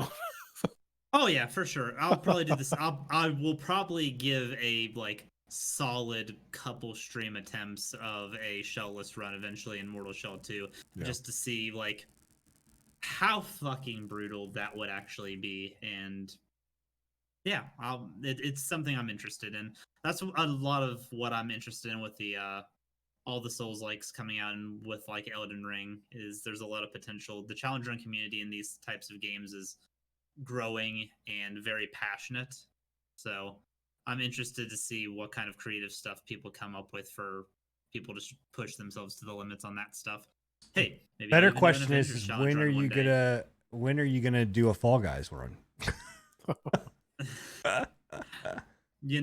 Come on, bro, you can become you become the next Tatman.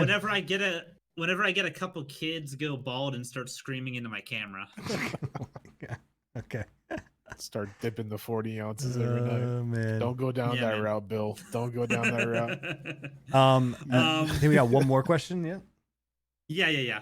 Last one is, what are some things, or at least one thing from each of you guys, that you would say would prevent people from enjoying or buying New Worlds? What is your number one complaint that if they don't fix might be a game breaker for some people? I mean, for me, it's just straight up off the bat. Again, they just need to figure out what the fuck they want the game to be. Okay, like so to me, I think identity crisis. Yeah, to me, I think they've got a serious identity crisis. They need to like really focus in on who they want the game to be made for, who they want to play the game, and who their actual player base is. Because if they want their player base to be PvPers, then it needs to be an open world PvP game. If they want their players to be PvEers, then it needs to be what it is right now. But they need to not wishy-washy between the two, right? Like that to me is what's going to stop me from playing the game, on top of the fact that they're douchebags and didn't give me a fucking key, so fuck them. But it's it's one of those things where it's like, even to this day, I still believe that they still have an identity crisis that they need to figure out. Okay. Yeah. Sinan? So I think it piggybacks off Enigma. Where we talk about Avengers now, I said like they pulled from 17 different genres and did it right and like kind of collabed it to be this perfect mesh up of what you would want. I feel like this game has done the absolute same, but this, instead of doing it right, they just half-assed like, well, we're going to take this element out of BDO, we're going to take this element out of BRs, we're going to take this element out of survival games. And then they were just kind of like, you know what I mean? Like they just decided to like kind of put them on the table and be like, we'll see what it is. You know what I mean? At its core, I think there are some cool elements, but I think if I had to pick one thing, even with this identity crisis issue, the PvP content or the PvP combat sucks. It's like people are saying in chat, it's either a hatchet and a life staff. It is. That's what I was going to bring up. Do you think a increase in like weapon variety, like viable weapon varieties or viable build varieties, will alleviate those issues, or do you think it's still like it's still the nature of like the nature of the beast? It's the nature of that combat system. Like it is such a, like, you're either getting, like I said, stunned into the ground or you can't get caught. I mean, there's not enough ability to like slow someone down while then also getting in their face to attack them. Like you can't. Well, and they had the ability to do that, but they removed the weapon. Like they from the previous alpha that I played, they had a fucking, if I remember correctly, and don't quote me on this. I know for a fact you can quote me on it with the spear. But I know I seem to remember them having a one-handed club, and that thing was broken, as was the spear, and they removed them out of the game because people were complaining about it too much. Because like the spear, you could literally stun lock people from like 20 feet away from them, right? It was ridiculous. People could not get near you. So it's one of those things where it's like, I completely agree with what's insane right here. I think it's just the nature of the beast at the moment. Right. Gotcha. And the stun lock issue is mechanics itself, or is it a lag or latency issue? No, it's not latency. Mechanics. It's mechanics. It's 100% mechanics. Okay. So if they could get away from the stun lock system in their weapons, which I don't see how they could, honestly, unless because it seems like the PvE is built around it's stun built locking around your that. enemies. Yeah. And that's again, it ties in directly with, they need to figure out what they want to be. Do they want to be a full loot PvP, or do they want to continue pedaling down this? We kind of want to be one thing, but we kind of want to be this too. So, yeah. Okay. Yep. So I think that's it. I think that's all the questions that we've got. I mean, unless Bill, you wanted to answer into that. I don't know. I mean, I know you have not played it, but I haven't. I'm not an open world guy myself, so none of it's really like. What's stopping you from being an open world guy? Like, what's kind of turned you off? Is it just that you haven't looked into it, or is it that you've looked into it and you're just like, it's not my style? I know that you're not really an MMO guy as well. Yeah. Nothing really, like, I have a hard time investing myself into like heavy like commitment time sink type stuff like that, I guess. and if a game comes off as too grindy for one way or another, it seems to be a turnoff for me. With this game, the crafting system, like I know a lot of people like really like crafting and stuff in these types of things, but that just seems like a full mess in itself to me from what I've seen, specifically because of how resources are done and managed. And see again, I hate being the broken record of us all, but it's like that again, that ties in with it. They don't know what they want. They don't have a particular like identity that they want to be, because like you can craft weapons, but you can also gain weapons from the world. So which one are you going to use? Like, do you completely ignore crafting weapons after you've crafted your first set, or do you go out and find weapons out in the world that are better than your current weapons? Because from what I've seen, you can still craft pretty fucking epic weapons, and you can still do like enchanting and everything like that. But that's one thing that I've always hated about MMOs is like you spend so much time going out there and looking for these epic weapons off of monsters and off of events, but then you can get your ass stomped by some dude that's like, right, I'm just gonna go out and collect this shit and make the same exact weapon only 10 times better because crafted weapons are better. Right. Okay. So one funny thing that I saw with this game is oil being such a hard fought resource in this game. It's because it always spawns in a certain area. No. Right. And I guess once somebody grabs it, you have to wait for the cooldown to come back on it. You have to wait for, so the resource harvesting is dynamic in the game. Like you will, like if someone chops down a tree, you will see the tree fall in your world. Like it's all real time happening, and it has to regrow. So the same thing with oil. Like oil has to be reproduced, like has to produce itself again. And all of that's fine and dandy in the world of like pushing you to control an area from a PvP standpoint. Right. But the problem is because people don't want a PvP. People don't want a PvP. And on top of that, like PvP's a stun lock fest. And on top of that, like you're sitting in an area where like there's only like a few spots where you can get oil. It's like there's 1,000 people there. And if there is someone that's PvPing, it's like motherfucker. Like, so I don't know. I personally think what they need to do is, instead of going down this flag route, they need to go down the route of like what BDO does. BDO still has a flagging system, but it doesn't. You're always open to PvP. It's just the other person has to flag for PvP, and at that point they can attack you and you can attack them, but they get a like a reputation bump, right? And they become outlaws if they kill a certain amount of people. Like that to me seems like a more fair PvP system than this bullshit where it's like, I don't want to PvP with you, so I'm just gonna ignore you. You know, right. it doesn't really affect. It doesn't fit the fucking play of the game. Like the whole game is about these three factions trying to take over this fucking world. It's because they originally made it to be an open world PvP full loot system. Right. And then they Jimmy rigged it into what it is now. Yeah. It all goes back to they don't know what the fuck the game wants to be. Still. Okay. Yeah. So anyway, well, awesome guys. Well, that wraps up our show. Thank you guys, seriously, everybody for being here.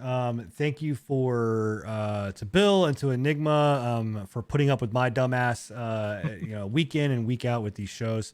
And most of all, thank you to you as listeners and viewers and, being here during our live stream and our when we do this live. As always, guys, you can come in and join us if you are listening to us on Spotify, and or on YouTube. Come join us live. Like I said, we do this, every other Wednesday. I gotta remember moving on from now on. We'll be on Wednesdays. Every other Wednesday starting at 10 o'clock. And hopefully next time we will not be on fucking Discord, but most likely we'll be on fucking Discord. Fucking hate this stupid piece of shit. Anyway, my camera's been real bad today. I don't know what it is because you're not lagging out or glitching for me. So it's legitimately just on Sinzin. I don't know, bro. I fucking hate it. Anyway, but Every other now going forward Wednesdays at 10 p.m. we go live right here on Twitch at twitch.tv/S1N3N or Bill. Billy_the_Scoweed with a K. There you go, guys. Or obviously you can catch us on the pre-patch, which is twitch.tv/team/pre-patch. Catch us there. But again, if you missed any part of the show, like I know some people came in and were like, oh, I really missed the New World part, or I wanted to hear about the Twitch drama or whatever else, go listen to us on our podcast, !podcast in the chat. We'll get you the link to our Spotify account, or you can look up pre-patch on Spotify and get all of our shows there. I think we're up to date, right? Other than last week's, I'm going to upload out last week's episode tonight. So there you go. So we'll have last week's episode up, and then we'll have this week's episode coming as well. So we're almost caught up, literally, to being live. So, as always, guys, thank you guys so much for being here. We love doing this. We are absolutely ecstatic. I hope you guys enjoyed the show. Please give us recommendations for things to use other than crap ass Discord. And if you want something talked about in the show as well, message either myself or Bill or Enigma or Scruffy at any given time, because we'd love to have your input on what we can talk about. Because, you know, even though Twitch always gives us something, there's always room to talk about more stuff. Always. Also, guys, make sure you guys go out and get those new GTX 30 cards that they just dropped, because NVIDIA made that price point. We didn't talk about those, but they look good. Yep. Great price point. If you're in the market for a new graphics card, they are straight noise. So go have fun. Until they get all scooped up by bots and then sold at double market price. Stop talking about my plan. Go away. I'm buying like 9 of them. So, in any case, everybody, we will catch you next time. See ya. Deuces. Good night.